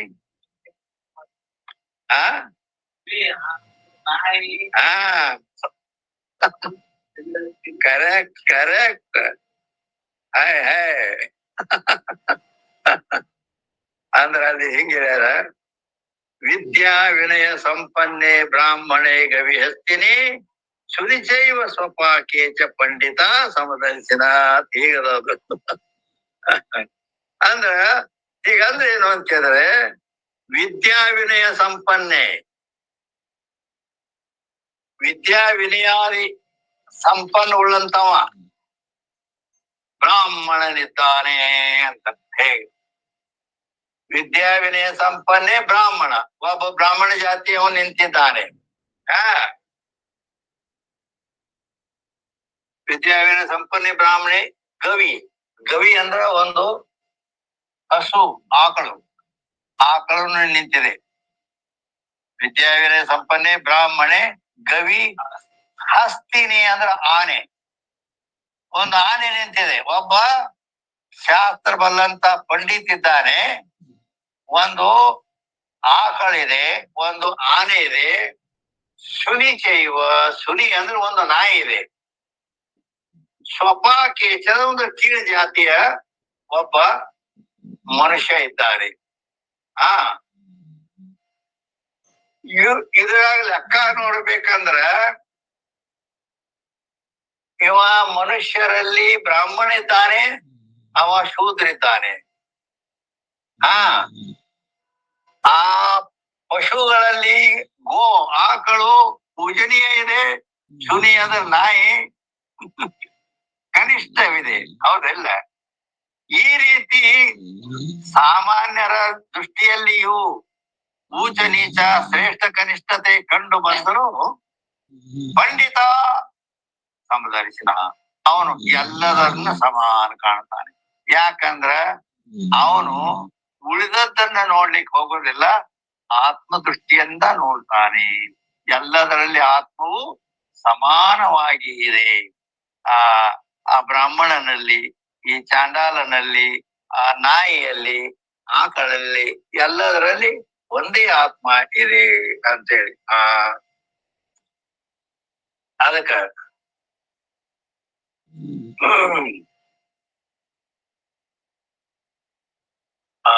ಅಂದ್ರ विद्वान को ಇಲ್ಲಿ ಏನಾಯ್ತು, ಆತ್ಮಜ್ಞಾನ ಭ್ರಾಂತಿ ರೂಪ ಅವ್ರ ಭ್ರಾಂತಿ विद्वान को है नहीं. ವಿದ್ವಾನ್ ಅಂದ್ರ ಆ ಜ್ಞಾನಿ ಪುರುಷನಿಗೆ ಭ್ರಾಂತಿ ಇಲ್ಲ. ಯಾತೆ ಕರ್ಮ ಕ ಅಧಿಕಾರನೇ, ಈ ಕರ್ತೃತ್ವಾದಿ ಆತ್ಮನಲ್ಲಿ ಭ್ರಾಂತಿ ಯಾರಿಗಿದೆಯೋ ಅವ ಕರ್ಮ ಮಾಡ್ತಾನೆ, ಕರ್ಮಕ್ಕೆ ಅಧಿಕಾರಿ ಆಗ್ತಾನೆ. ವಿದ್ವಾನ್ ಅಂದ್ರೆ ಜ್ಞಾನಿ ಪುರುಷನಿಗೆ ಆ ಕರ್ತೃತ್ವಾದಿ ಭ್ರಾಂತಿ ಇಲ್ಲ,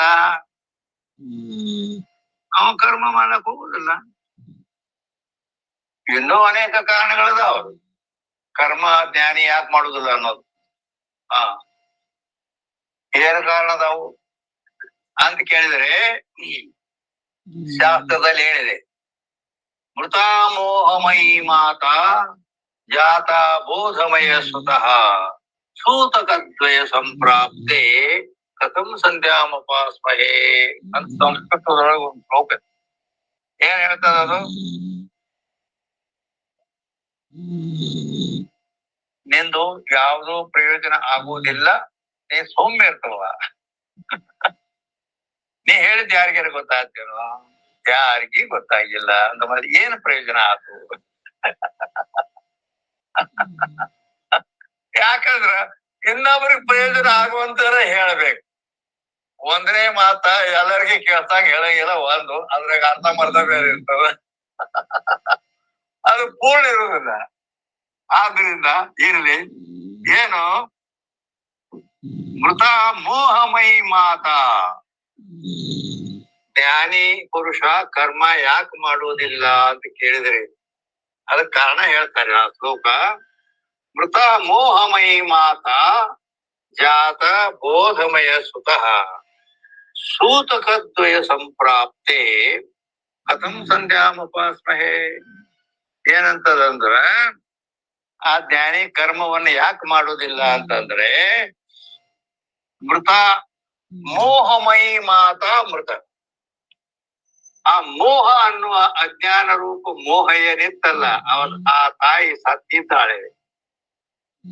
ಸತ್ತ ಮೇಲೆ ಸೂತಕ್ ಬರ್ತಿದ್ಲು, ಮರಣ ಸೂತಕ. ಮತ್ತ ಅವ್ರ ಏನ್ರ ಕರ್ಮ ಮಾಡ್ತಾರೇನ ಅಲ್ಲಿ, ಪೂಜಾ ಪಾಠ ಮಾಡ್ತಾರ, ಏನ್ ಮಾಡಿ. ತಥಾ ಬೋಧಮಯ ಸುತಃ ಜಾತ, ಜ್ಞಾನವೆಂಬ ಮಗನು ಹುಟ್ಟಿದ್ದಾನೆ. ಜ್ಞಾನವೆಂಬ ಮಗನು ಹುಟ್ಟಿದ್ದಾನೆ, ಜನನ ಸೂತಕ ಬಂದಿದೆ, ಡೆಲಿವರಿ ಆಗಿದೆ. ಅಜ್ಞಾನ ರೂಪ ಮೋಹಮಯಿ ತಾಯಿ ಸತ್ತಿದ್ದಾಳೆ ಅವನಿಗೆ, ಅದು ಮರಣ ಸೂತಕ ಬಂದಿದೆ. ಸೂತಕದ್ವಯ ಸಂಪ್ರಾಪ್ತೆ, ಎರಡು ಸೂತಕಗಳು ಏಕಕಾಲದಲ್ಲಿ ಬಂದಿದ್ದರಿಂದ ಅವನು ಯಾವ ಕರ್ಮವನ್ನು ಮಾಡುವುದಿಲ್ಲ ಅಂತ ಹೇಳಿದ್ದಾರೆ. ಹೌದೇನು? ಅಂದ್ರೆ ಜ್ಞಾನ ಆದ ನಂತರ ಅಜ್ಞಾನವೆಂಬ ಮೋಹರೂಪ ತಾಯಿ ನಾಶವಾಗಿ ಹೋಗಿದೆ. ಜ್ಞಾನವೆಂಬ ಮಗನು ಹುಟ್ಟಿದ್ದಾನೆ. ಆದ್ದರಿಂದ ಎರಡು ಸೂತಕಗಳು ಬಂದಿದ್ರಿಂದ ಯಾವ ಕರ್ಮವನ್ನು ಮಾಡ್ಲಿಕ್ಕೆ ಅವ ಹೋಗೋದಿಲ್ಲ. ಇನ್ನೂ ಒಂದು ಕಾರಣ ಹೇಳ್ತಾರೆ ಅದಕ್ಕೆ. ಹೃದಯಾಕಾಶೆ ಚಿದಾದಿತ್ಯ ಸದಾ ಭಾಸತಿ ಭಾಸತಿ ನೋದೇತಿ ನಾಸ್ತಮೇತಿ ಕಥಂ ಸಂಧ್ಯಾಮುಪಾಸ್ಮಹೇ. ಏನಂತಾರ ತಿಳಿತಾ ಇಲ್ಲ ಅಂದ್ರೆ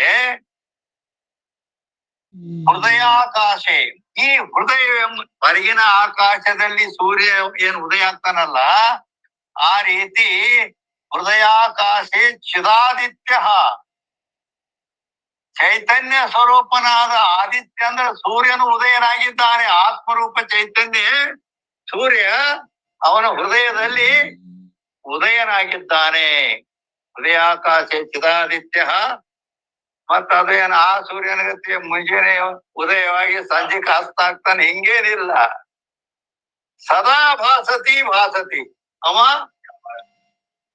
ಯಾವಾಗಲೂ ಬೆಳಗ್ತಾನೆ ಇರ್ತಾನೆ. ಉದಯಾಸ್ತಗಳು ಅವನಲ್ಲಿ ಇಲ್ಲ. ಆದ್ದರಿಂದ ಸದಾ ಭಾಸತಿ ಭಾಸತಿ ನೋಡೇತಿ ನಾಸ್ತಮೇತಿ, ಉದಯನೂ ಇಲ್ಲ. ಈ ಸೂರ್ಯನು ಉದಯ ಆಗ್ತಾನೆ, ಅಸ್ತವೂ ಆಗುತ್ತಾನೆ. ಆದ್ರೆ ಆತ್ಮ ಚೈತನ್ಯ ಎಂಬ ಚಿದಾಕಾಶದಲ್ಲಿ ಚೈತನ್ಯ ರೂಪ ಆತ್ಮನ ಉದಯ ಆದದ್ದು, ಅವ ಉದಯನೂ ಆಗುವುದಿಲ್ಲ, ಅಸ್ತನೂ ಆಗುವುದಿಲ್ಲ. ಸದಾ ಭಾಸತಿ ಭಾಸತಿ, ಯಾವಾಗಲೂ ಅವ ಪ್ರಕಾಶಮಾನವಾಗಿ ಇದ್ದೇ ಇರುತ್ತಾನೆ. ಆತ್ಮ ಯಾವಾಗಲೂ ಇರಬಹುದು. ಈ ಭೌತಿಕ ಸೂರ್ಯನು ಉದಯ ಆಗ್ತಾನೆ. ನಮ್ಮ ಭೂಮಿಯ ಚಲನಗತಿಯಲ್ಲಿ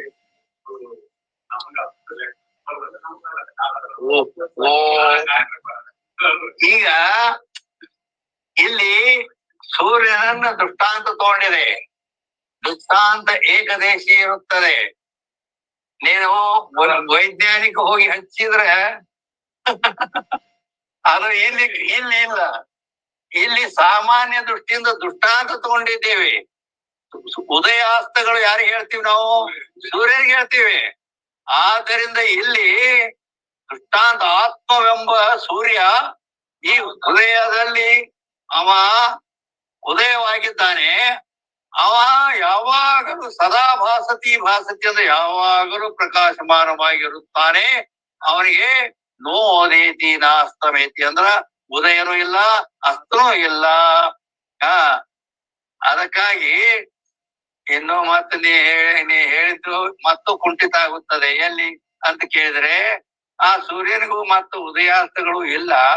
ಅದು ಪೃಥ್ವಿ ಮರಿ ಮಾಡಿ, ಹಿಂಗಾಗಿ ಈಗ ಅಮೆರಿಕಾದಲ್ಲಿ ರಾತ್ರಿ ಇದೆ, ಇಂಡಿಯಾದಲ್ಲಿ ಹಗಲಿದೆ. ಅವನ ಪ್ರಕಾಶ ಇದ್ದೇ ಇದೆ ಅಂತ ನಾವು ಹೇಳ್ಬಹುದು. ಆದ್ರೆ ಆ ಪ್ರಕಾಶ ಯಾರದ್ದು?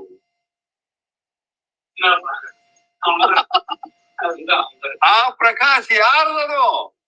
ಸೂರ್ಯನು ಯಾವ ಪ್ರಕಾಶದಿಂದ ಈ ಜಗತ್ತನ್ನೇ ಬೆಳಗುತ್ತಾನೆಯೋ ಆ ಪ್ರಕಾಶ ಸೂರ್ಯನದ ಅದು ಇಲ್ಲ.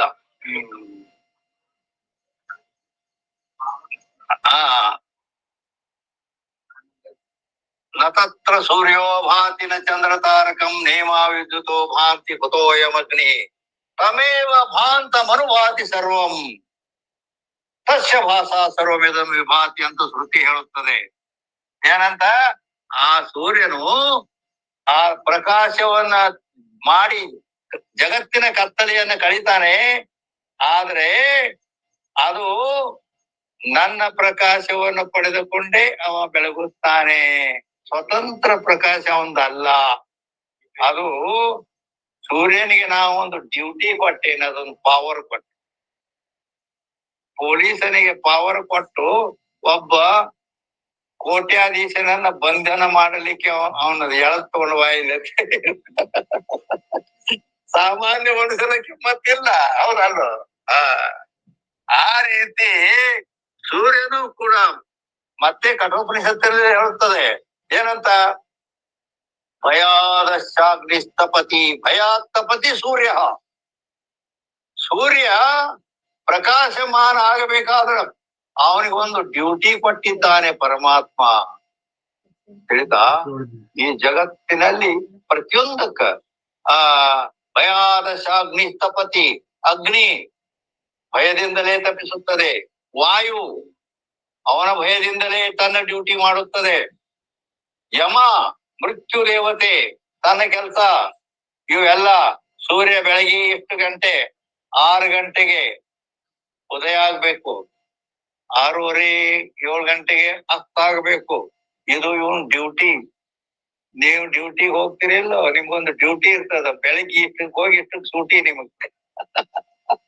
ಹಾಗ ಭಯ ಅಂದ್ರ ಆ ಪರಮಾತ್ಮನ ಭಯದಿಂದ ತಮ್ಮ ಕೆಲಸ ಮಾಡುತ್ತವೆ. ಸೂರ್ಯ, ಚಂದ್ರ, ಅಗ್ನಿ, ವಾಯು, ಈ ಜಗತ್ತಿನ ವ್ಯವಹಾರ ನಡಿಬೇಕಾದ್ರೆ ಹೀಗೆಲ್ಲ ಅವರನ್ನ ಪರಮಾತ್ಮ ಈಶ್ವರನು ನೇಮಿಸಿದ್ದಾನೆ ಅಂತ ಕಠೋಪನಿಷತ್ತಿನಲ್ಲಿ ಹೇಳಿದೆ. ಅವಾಗ ಏನ್ ಮಾಡ್ತೀಯ? ಅದಕ್ಕ ನೀನು ಅದಕ್ಕ ಅನೇಕ ರೀತಿಯಿಂದ ಆತ್ಮನ ಇದೂನೇ ಬ್ಯಾರೆ, ಸೂರ್ಯನ ಪ್ರಕಾಶ ಅದುವೇ ಬ್ಯಾರೆ. ಹೀಗ ಎಲ್ಲಿ ಬಂದಿತ್ತು? ಇಲ್ಲಿ ಬರೋಬರಿ. ಏನ 2ನೇ ನಂಬರ್, देह में अपरोक्ष आत्मा बुद्धि होवे तब देह के धर्म जाति आश्रम अवस्था प्रतीत ಹೋವೆ. ಏನಂತಾರೆ?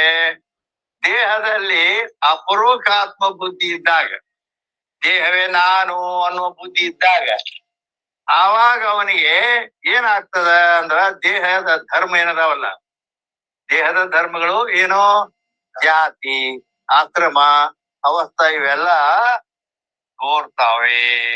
ಈಗ ದೇಹವೇ ನಾ ಅಂತ ಗಚ್ಚಿ ತಿಳ್ಕೊಂಡ ಮನುಷ್ಯನಿಗೆ ಇವು ತೋರ್ತಾವೆ. ಆಯ್ತಾ? ಅದು ಶಾಸ್ತ್ರ ಹೇಳ್ತೈತಿ, ನಾವ್ ಹೇಳುದಿಲ್ಲ. ಅದು ಯಾಕಂದ್ರೆ ದೇಹದ ಧರ್ಮವು. ಈಗ ಈಗ ನೋಡು, ನಾಳೆ ನನ್ ಹುಟ್ಟಬ್ಬ ಐತಿ ಅಂತ ಹೇಳ್ತಾರೆ, ಎಲ್ಲರಿಗೂ ಹೇಳ್ತಾರೆ, ನೀವು ಬರ್ಬೇಕು. ನನ್ನ ಹುಟ್ಟಬ್ಬ, ಜನ್ಮೋತ್ಸವ, ಬರ್ತ್ಡೇ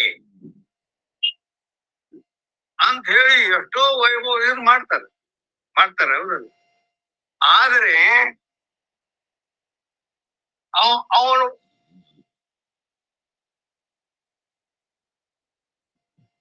ಇದು ಅಜ್ಞಾನಿಗಳೇ ಮಾಡ್ತಾರೆ.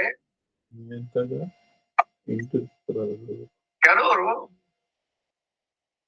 ಬಲ್ಲಂತ ಇವರು ಮಾಡ್ತಾರೆ ಅಂದ ಮೇಲೆ ಅಂದ್ರ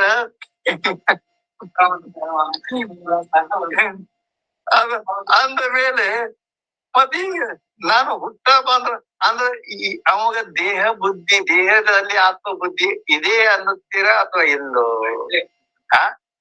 ಆತ್ಮ ಬುದ್ಧಿ ಇದೆಯಾ? ಆತ್ಮನ ಸನೇಕ ಹೋಗಿಲ್ಲ ಅಂತ ತಿನ್ನ ಅಂತೇಳಿನ ದೇಹದಲ್ಲೇ ನಿಶ್ಚಯ ಆತ್ಮತ್ವ ಬುದ್ಧಿ ಇದೆ. ದೇಹದಲ್ಲಿ ನಿಶ್ಚಯವಾಗಿ ಆತ್ಮ ಬುದ್ಧಿ ಇದೆ, ನಾನು ಹುಟ್ಟಿದ್ದೇನೆ. ಆದ್ದರಿಂದ ಅಲ್ಲಿ ಅದು ಇರ್ತದ. ಅದಕ್ಕ ಅಂತೇಳಿನ ಇಲ್ಲಿ ದೇಹ ಮೇ ಅಪರೋಕ್ಷಾತ್ಮ ಬುದ್ಧಿ ಹೋವೆತ್ತ, ದೇಹದಲ್ಲಿ ಅಪರೋಕ್ಷಾತ್ಮ ಬುದ್ಧಿ ಐತಿ, ಇದೆ. ಆವಾಗ ಏನಾಗ್ತದ ಅಂದ್ರೆ ದೇಹಕ್ಕೆ ಧರ್ಮ, ಜಾತಿ, ಆಶ್ರಮ, ಅವಸ್ಥಾ ಪ್ರತೀತೋವೆ. ಆವಾಗ ದೇಹದಲ್ಲಿ ಆತ್ಮಬುದ್ಧಿ ಬಂತು, ಇದೇ ನಿಶ್ಚಿತ ಗಚ್ಚಿಯಾಗಿ ಇದೆ ಅಂದ್ರ ಅವಾಗ ಅವನಲ್ಲಿ ಜಾತಿ ಆಗ್ಲಿ, ಗೃಹಸ್ಥ, ಸನ್ಯಾಸ ಅನ್ನುವ ಆಶ್ರಮಗಳ ಅಭಿಮಾನ ಇವೆಲ್ಲ ಬಂದ್ಬಿಡ್ತಾವ. ಹೇಗೆ ಸೋ ದೇಹ ಮೇ ಆತ್ಮಬುದ್ಧಿ ಬಿ ವಿದ್ವಾನ್ ಕೊಯ್ನೆ, ಆ ದೇಹದಲ್ಲಿ ಆತ್ಮಬುದ್ಧಿ ವಿದ್ವಾನ್ಕಂದ್ರೆ ಜ್ಞಾನಿಗೆ ಇರೋದಿಲ್ಲ. ಕಿಂತು ಬ್ರಹ್ಮ ರೂಪ ಕರ್ಕೆ ಆತ್ಮ ಕಾ ಅಪರೋಕ್ಷ ಜ್ಞಾನ. ಮತ್ತ ಜ್ಞಾನಿಗೆ ಯಾವ ಜ್ಞಾನ ಇರ್ತದ ಅಂತ ಕೇಳಿದ್ರೆ, ಬ್ರಹ್ಮ ರೂಪ ಕರ್ಕೆ ಆ ಬ್ರಹ್ಮನೇ ನಾನಿದ್ದೇನೆ ಅಂತಕ್ಕಂತ ಆತ್ಮನಾದ ನಾನು ಆ ಬ್ರಹ್ಮ ಸ್ವರೂಪನೇ ಇದ್ದೇನೆ ಅಂತ ಅಪರೋಕ್ಷ ಜ್ಞಾನ ಇದೆ. ಬ್ರಹ್ಮಾತ್ಮರ ಏಕತ್ವ ನಿಶ್ಚಯದ ಅಪರೋಕ್ಷ ಜ್ಞಾನವಿದೆ. ಯಾರಿಗೆ? ವಿದ್ವಾನ್ ಜ್ಞಾನಿ ಪುರುಷನಿಗೆ. ಜಾತಿ ಆವಾಗ ಏನಾಗ್ತದಂದ್ರ ಜಾತಿ, ಆಶ್ರಮ, ಅವಸ್ಥಾ ಕಿ ಭ್ರಾಂತಿ ಕೆ ಅಭಾವತೆ. ಆವಾಗ ಏನಾಗ್ತದ, ಜಾತಿ ಆಗ್ಲಿ, ಆಶ್ರಮ, ಅವಸ್ಥಾ ಇವುಗಳ ಭ್ರಾಂತಿ ಅಭಾವತಿ ಅಂದ್ರ ಅವು ಇಲ್ಲ ಆಗ್ಬಿಡ್ತಾವ. ಯಾಕಂದ್ರ ನಿಜಗುಂಡ್ರು ಕೂಡ ಕೈವಲ್ಯ ಪದ್ಧತಿಯಲ್ಲಿ ಹೇಳ್ಯಾರ. ಆ ಅಜ್ಞಾನಿ ಅಲ್ಲವೇ ನೀನು ಜೀವನೇ ಏನಂತಾರೆ? ಯಾಕಂದ್ರೆ ಆತ್ಮಜ್ಞಾನಿ ಎಲ್ಲಿ ನಿನಗೆ? ಅಜ್ಞಾನಿ ಅಲ್ಲವೇ ನೀನು ಜೀವನೇ, ಸುಜ್ಞಾನಿ ಎಂದು ನುಡಿಬರೆ. ನಿನ್ ಯಾರು ಸುಜ್ಞಾನಿ ಅಂತಾರ ಏನಪ್ಪ? ನೀ ಅಜ್ಞಾನಿ ಇದ್ದೀಯಾ ಅಂತ ಹೇಳ್ತಾರೆ. ಏನ್ ಕಾರಣ ಅದಕ್ಕ ಅಂತ ಕೇಳಿದ್ರೆ ಮುಂದೆ ಹೇಳ್ತಾರೆ, ಚೈತನ್ಯ ರೂಪನಾಗಿರ್ದು. ನೀ ಆಗದೆ ಆತ್ಮದೃಷ್ಟಿಯಿಂದ ವಿಚಾರ ಮಾಡಿ ನೋಡು. ಚೈತನ್ಯ ರೂಪನಾಗಿರ್ದು ಜಡ ಪಂಚಭೂತ ದೇಹವಿದು ನೀನೆಂಬೆ. ಚೈತನ್ಯ ಸ್ವರೂಪನೇ ಆತ್ಮ. ನೀನು ಆತ್ಮ ಸ್ವರೂಪನಾದ ನೀನು ಚೈತನ್ಯ ಸ್ವರೂಪನೇ ಇದ್ದೀಯಾ, ಆದ್ರೂ ಜಡ ಪಂಚಭೂತ ದೇಹವಿದು ನೀನೆಂಬೆ. ಈ ಪಂಚಭೂತಾತ್ಮಕ ಭೌತಿಕ ದೇವೇ ನಾ ಅಂತ ತಿಳಿದುಕೊಂಡು ಕೊಡ್ತಿದ್ದೀಯಾ. ಅಲ್ಲದೆ ಮತ್ತೇನ್ ಮಾಡಿ? ಪಂಚಭೂತವಿದು ನೀನೆಂಬೆ ಭೂತ ನಿಜ ನಿರ್ಮಲ ತತ್ವಮಯನಾಗಿ. ಭೂತ ಅಂದ್ರೆ ಪರಿಶುದ್ಧವಾದ ಪವಿತ್ರವಾದ ಆತ್ಮನೇ ನೀನಿದ್ದು ಕೂಡ ಭೂತಕಾದಿ ವಿಧಿ ಬಿಡದಿರಬೇಕು. ಆತ್ಮನೇ ಪವಿತ್ರವಾದ ಆತ್ಮ ನೀ ಇದ್ದುಕೊಂಡು ನಾನು ಸೂತಕ ಬಂತು ಅಂತ ಹೇಳಿಕೆ ಅಂತೀಯ. ಅಂದ ಮೇಲೆ ಅಜ್ಞಾನಿ ಅಲ್ಲವೇ ನೀನು? ಅಂದ್ರೆ ಹೇಳೋ ತಾತ್ಪರ್ಯನು, ಜ್ಞಾನಿಗೆ ಈ ರೀತಿ ದೇಹದಲ್ಲಿ ಆತ್ಮಬುದ್ಧಿ ಇಲ್ಲ ಅಂದ್ರೆ ಮುಂದಿನ ಇವನು ಇರಂಗಿಲ್ಲ ಅಂತ ಈ ರೀತಿ. अपूर्व ज्ञान है याते जाति आश्रम की भ्रांति का अभाव थे भी विद्वान को कर्म का अधिकार नहीं. ಇವು ಎಲ್ಲ ಆಶ್ರಮ ಜಾತಿ ಮೊದಲಾದ ಇವುಗಳ ಅಭಿಮಾನ ಇಲ್ಲದ್ರಿಂದ ಅವ ಕರ್ಮಕ್ಕ ಅಧಿಕಾರಿ ಅಲ್ಲ. ಉಪಾಸನಾ ಬಿ ಕರ್ಮಕ್ಕೆ ಅಧಿಕಾರಿ ಅಲ್ಲ ಅನ್ನೋದು ಹೇಳಿದ್ರು. ಇನ್ನು ಉಪಾಸನ ಮಾನಸಿಕ ಕ್ರಿಯೆ. ಅದು ಮೈ ಉಪಾಸಕೂ ದೇವ ಉಪಾಸೆ ಯಾವ ಉದ್ದೇಶ ಹೋವೆ. ಉಪಾಸನ ಯಾವಾಗ ಆಗುತ್ತದೆ ಅಂತ ಕೇಳಿದ್ರೆ, ನಾನು ಉಪಾಸಕನಿದ್ದೇನೆ, ಪರಮಾತ್ಮ ಉಪಾಸ್ಯ ಅಂದ್ರೆ ಪರಮಾತ್ಮನ ಉಪಾಸನ ಮಾಡ್ತೀನಿ. ಉಪಾಸನ ಮಾಡ್ತೀನಿ ಅಂದ್ರೆ ಏನ್ ಅಂದ್ರ ಉಪಾಸನ ಅಂದ್ರೆ ಧ್ಯಾನ. ದೇವರ ಧ್ಯಾನ ಮಾಡ್ತಾರೆ ಎಲ್ಲೋ, ಅದು ಉಪಾಸನ ಅಂತಾರ ಅದಕ್ಕೆ. ಉಪಾಸನ ಮತ್ತೆ ಅಲ್ಲಿ ಎಲ್ಲಾ ಬಿಟ್ಟು ಉಪವಾಸ ಇರೋದಕ್ಕೆ ಉಪವಾಸ ಇರೋದಕ್ಕೂ ಉಪವಾಸ ಇರ್ತಾರಲ್ಲ ಅವರು. ಅದಕ್ಕ ಅದು ಉಪಾಸನ ಅಂದ್ರ ಊಟ ಮಾಡೋದು ಬಿಟ್ಟು ಉಪವಾಸ ಇರೋದು ಅಲ್ಲ, ಮಾನಸಿಕ ಕ್ರಿಯಾ. ದೇವರ ಧ್ಯಾನ ಮಾಡುವುದಕ್ಕೆ ಉಪಾಸನ ಅನ್ನುತ್ತಾರೆ. ಆದ್ರಿಂದ ಉಪಾಸನಾ भी मैं उपासक हूँ देव उपास्य या बुद्धि से होवे. ಉಪಾಸನಾ ಧ್ಯಾನಾದಿಗಳು ಯಾವಾಗ ಸಂಭವಿಸ್ತಾವೆ ಅಂತ ಕೇಳಿದ್ರೆ, ಪರಮಾತ್ಮ ಉಪಾಸ್ಯನಿದ್ದಾನೆ, ನಾನು ಇದ್ದೇನೆ ಅಂಥೇಳಿ ಈ ಬುದ್ಧಿ ಯಾವಾಗ ಇರ್ತದ ಅವಾಗ ಅವನು ಆ ಉಪಾಸನಾ ರೂಪ ಮಾಡ್ತಾನೆ. ಸೋ ವಿದ್ವಾನ್ಕು ಉಪಾಸಕ ಭಾವ ಪ್ರತೀತ ಹೋವೇನೆ. ಆದ್ರೆ ಜ್ಞಾನಿ ಏನತಿ ಆತ್ಮದ ದೃಢಾಪರೋಕ್ಷ ಜ್ಞಾನವಾಗಿರುವುದರಿಂದ ಉಪಾಸಕ ಭಾವ ಆ ಜ್ಞಾನಿಗೆ ಇರುವುದಿಲ್ಲ, ಪ್ರತೀತಿ ಆಗುವುದಿಲ್ಲ. देहादिक संगात तो मेरा और देव का स्वप्न की न्याय कल्पित है. ನೋಡು, ದೇಹಾದಿಕ ಸಂಗಾತಿ ಅನ್ನೋದಲ್ಲ, तो मेरा और देव का स्वप्न की न्याय कल्पित है और चेतन एक है. ये विद्वान का निषेध. ನೋಡು, ಜ್ಞಾನಿ ಏನ್ ತಿಳ್ಕೊಂಡಿರ್ತಾನೆ ಅಂತಂದ್ರ, ಈಗ ಒಂದು ಗಣಪತಿಯನ್ನು ಬೇಡ,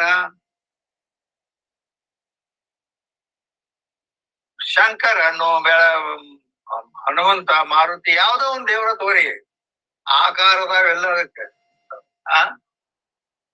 ಈ ಗಣಪತಿ ತಗೊಂಡಿ, ಗಣಪತಿ ಸೊಂಡಿ ಹೌದಲ್ಲ, ಸೊಂಡಿ ಅದ ಇಲ್ಲ ಅವನಿಗೆ. ಅಂದರೆ ಈ ಈ ದೇಹಗಳದಾವ ಇಲ್ಲೋ? ಈಗ ದೇವರ ಗುಡಿಯಲ್ಲಿದ್ದ ದೇವರಿಗೆ ದೇಹಗಳದಾವ ಇಲ್ಲೋ? ದೇವರ ಗುಡಿಯಲ್ಲಿ ಏನ್ ದೇವ್ರದಾವು, ಅದು ಯಾವುದೇ ದೇವರ ಇರಲಿ, ಅದಕ್ಕೆ ದೇಹ ಅದಾನೋ ಇಲ್ಲೋ? ಇದೆ. ಜ್ಞಾನಿ ಏನ್ ತಿಳಿತಾನೆ ಅದನ್ನ ಹೇಳ್ತತಿ. ಅಂದ್ರ ದೇಹಾದಿಕ ಸಂಗಾತ್ ಮೇರಾ ಅವ್ರ ದೇವಕ ಸ್ವಪ್ನಿಗೆ ನ್ಯಾಯ ಕಲ್ಪಿತೆ. ಈ ನನ್ನ ದೇಹ ಆಗಲಿ, ಆ ದೇವರು ಏನ್ ಕಾಣಕತ್ತಿದಲ್ಲ ಅದು, ಆ ದೇವರಿಗೆ ದೇಹ ಐತಿಲ್ಲೋ? ದೇವತಾ ಶರೀರ ಐತೆ ಇಲ್ಲೋ? ಆ ದೇವರ ದೇಹ, ನನ್ನ ದೇಹ, ಇವೆರಡು ಸ್ವಪ್ನಿಗೆ ನ್ಯಾಯ ಕಲ್ಪಿತೆ. ಸ್ವಪ್ನದ ಪದಾರ್ಥಗಳು ಹೆಂಗ ಮಿಥ್ಯಾನೋ ಕಲ್ಪಿತವೋ, ಅದರಂತೆ ದೇವರ ದೇಹ ಆಗ್ಲಿ ನನ್ನ ದೇಹ ಆಗ್ಲಿ ಎರಡು ಕಲ್ಪಿತವೇ ಇದೆ. ಇವೆ ಕಲ್ಪಿತ. ಚೇತನ ಏಕ. ಚೇತನ ಏಕ ಅಂದ್ರ ಆ ದೇವರಲ್ಲಿದ್ದ ಆತ್ಮಚೇತನ, ಈ ನನ್ನಲ್ಲಿದ್ದ ಆತ್ಮಚೇತನ ಒಂದೇ ಅದೇ. ಒಂದೇ ಅದೇ. ಏ ವಿದ್ವಾನ್ ನಿಶ್ಚಯ, ಇದು ನಿಶ್ಚಯ ಜ್ಞಾನ. ವಿದ್ವಾನ್ ಅಂದ್ರೆ ಜ್ಞಾನಿಗೆ ಹೀಗಿರ್ತದ, ಜ್ಞಾನಿಗೆ ಈ ರೀತಿ ಇರ್ತದ. ದೇವರ ದೇಹ, ನನ್ನ ದೇಹ ಎರಡು ಸ್ವಪ್ನದಂತೆ ಕಲ್ಪಿತವಾಗಿರುತ್ತವೆ. ಇವು ಮಿಥ್ಯಾ, ಸುಳ್ಳ. ಆತ್ಮ ಚೈತನ್ಯ, ಆ ದೇವ್ರದಾಗ್ಲಿ ನನ್ನ ಆತ್ಮ ಆಗ್ಲಿ ಎರಡು ಒಂದೇ ಇರುತ್ತವೆ ಅನ್ನುವ ನಿಶ್ಚಯ ಇರ್ತದ. ಮತ್ತೆ ಈಗ ಒಬ್ಬೊಬ್ಬ ದೇವರಿಗೆ ಬೇಡ್ಕೋತಾನಲ್ಲ, ಅದಕ್ಕೆ ಹಂಗ ಕೇಳಿದ್ರಂದ್ರ ಏನ್ ಮಾಡ್ತೀವಿ? ಇಲ್ಲಾರ ಹೇಳಿದ್ರು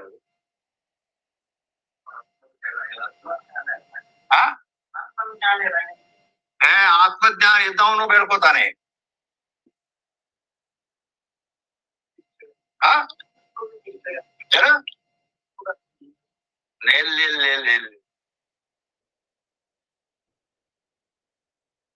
ಅವನು ಬೇಡ್ಕೋತಾನೆ, ಅಜ್ಞಾನಿಯನು ಬೇಡ್ಕೋತಾನೆ, ಜ್ಞಾನಿಯನು ಬೇಡ್ಕೋತಾನೆ ದೇವರಿಗೆ. ಆದ್ರ ಅದು ಬೇಡಿಕೊಳ್ಳುವ ರೀತಿ ಬೇರೆ ಬೇರೆ ಇದಾವ.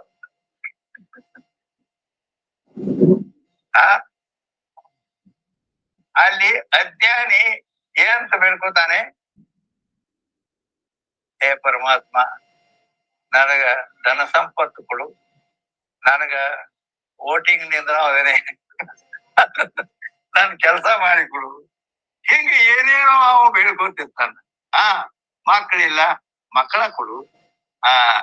ಹಿಂಗ ಹಿಂಗ ಏನೋ ಅವ ಬೇಡ್ಕೊತಿರ್ತಾನ. ಹೌದಾ? ಆದ್ರ ಜ್ಞಾನಿ ಅವನು ಬೇಡ್ಕೊತಾನ. ಅವನು ಹ್ಯಾಗ ಬೇಡ್ಕೊತಾನ? ಶಾಸ್ತ್ರದಲ್ಲೇ ಬಂದಿದೆ ಇದು.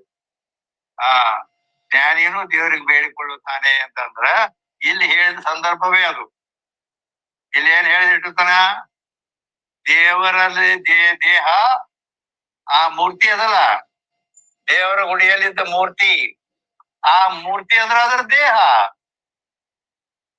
ಈ ನನ್ನ ದೇಹ, ಇವು ಎರಡು ಸ್ವಪ್ನ ಪದಾರ್ಥದಂತೆ ಕಲ್ಪಿತದಾವ, ಸುಳ್ಳದಾವ, ಮಿಥ್ಯಾ ಅದಾವ. ಆತ್ಮ ಚೈತನ್ಯ ಇಬ್ಬರದು ಒಂದಾದ ಅಂತೇಳಿ ಏನ್ ತಿಳ್ದಾನಲ್ಲ, ಅದ ಮಾತ ಅಲ್ಲಿ ಹೇಳ್ತಾನೆ. ಅವ ಏನಂತ ಹೇಳ್ತಾನೆ? ತ್ವಮೇವ ಅಹಮಸ್ಮಿ ಭಗವೋ ದೇವತೆ. ಹೇ ದೇವತೆ, ತ್ವಮೇವ ಅಂದ್ರೆ ನೀ ಏನದಿಯಲ್ಲ, ಅಹಮಸ್ಮಿ ನೀ ಏನಿದ್ದೀಯಲ್ಲ, ನೀನೇ ಅಹಂ ವೈ ತುಮಸಿ. ನಾನು ಅಂದ್ರ ನೀನು, ನೀ ಅಂದ್ರೆ ನಾನು, ನಾ ಅಂದ್ರೆ ನೀನು, ನಮ್ಮಿಬ್ಬರಲ್ಲಿ ಭೇದವಿಲ್ಲ ಅಂತ ಬೇಡ್ಕೊತಾನೆ. ಸಂಸ್ಕೃತದೊಳಗೆ ಅದು ಹೀಗ. ತ್ವಮೇವ ಅಹಮಸ್ಮಿ, ತ್ವಮೇವ ಅಹಮಸ್ಮಿ ಭಗವೋ ದೇವತೆ. ಹೇ ಭಗವಂತ, ಹೇ ದೇವರ, ತ್ವಮೇವ ಅಹಮಸ್ಮಿ, ತ್ವಮೇವ ಅಹಮಸ್ಮಿ ಭಗವೋ ದೇವತೆ. ಆಯ್ತಾ? ತ್ವಮೇವ ಅಹಮಸ್ಮಿ ಭಗವೋ ದೇವತೆ ಅಹಂ ವೈ, ನೀನೇ ನಾನು ಅಂತ ಹೇಳ್ದ. ಈಗ ಅಹಂ ವೈ ತ್ವಮಸ್ಮಿ, ನಾನೇನಿದ್ದೇನಲ್ಲ, ನಾನೇ ಅಂದ್ರೆ ನೀನು. ಅಹಂ ವೈ ತ್ವಮಸಿ ಅಂದ್ರ ನಾನು ಅಂದ್ರ ನಾನೇ ನೀನಿದ್ದೀಯ.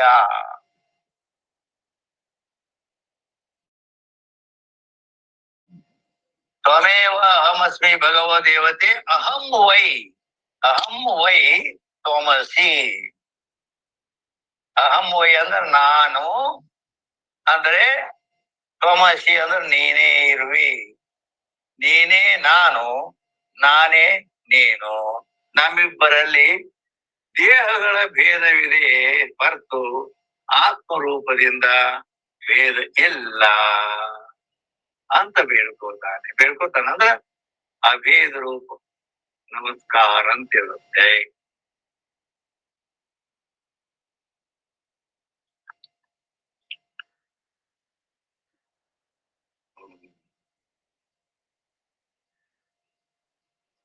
ಚೇತನೆ ಏಕ ವಿದ್ವಾನ್ ಕಾ ನಿಶ್ಚಯ ಅಂದ್ರೆ ಆ ವಿದ್ವಾನ್ ಅಂದ್ರೆ ಜ್ಞಾನಿಯ ನಿಶ್ಚಯ ಈ ರೀತಿ ಇರುತ್ತದೆ. ಯಾಕೆ ಜ್ಞಾನ ಕಾ ಉಪಾಸನಾ ಸೆ ವಿರೋಧ ಹೈ, ಆದ್ದರಿಂದ ಜ್ಞಾನಕ್ಕೂ ಉಪಾಸನೆಗೂ ವಿರೋಧವಿದೆ. ಯಾಕ ಉಪಾಸಕ ಭಾವ ಅದ, ಆ ಕರ್ಮಿಯಲ್ಲಿ ಕರ್ತೃತ್ವ ಭಾವ ಅದ ಈ ರೀತಿ. ಆದ್ರೆ ಇಲ್ಲಿ ಜ್ಞಾನಿಯಲ್ಲಿ ಇವು ಎರಡೂ ಇಲ್ಲ. ಉಪಾಸ್ಯ ಭಾವನೂ ಇಲ್ಲ, ಕರ್ತೃತ್ವ ಬುದ್ಧಿನೂ ಇಲ್ಲ. ಆದ್ರಿಂದ ದೇಹ ದೃಷ್ಟಿಯಿಂದ ನೀನು ಬೇರೆ, ನಾನು ಬೇರೆ. ಆದರೆ ಆತ್ಮ ದೃಷ್ಟಿಯಿಂದ ಒಬ್ಬನೇ. ಅದಕ್ಕೆ ಪಂಡಿತ ಸಮದರ್ಶನ ಅನ್ನುವಲ್ಲಿ ಏನದು, ಎಲ್ಲದರಲ್ಲಿ ತನ್ನ ಆತ್ಮನನ್ನೇ ಕಾಣುತ್ತಾನೆ ಅಂತ ಅರ್ಥ. ಅದಕ್ಕೆ ಎಲ್ಲದರಲ್ಲಿ ತನ್ನ ಆತ್ಮನನ್ನೇ ಕಾಣುತ್ತಾನೆ.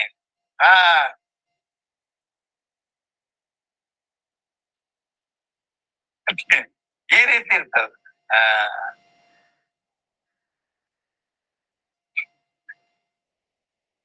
ಪಕ್ಷಿಗೆ ಗಮನಕ ದೃಷ್ಟಾಂತ ಬನೇನೆ ಅವ ಅಪ್ಪರ 386ನೇ ಅಂಕ ಸ್ಟಾರ್ಟ್ ಆಕತ್ರಿ.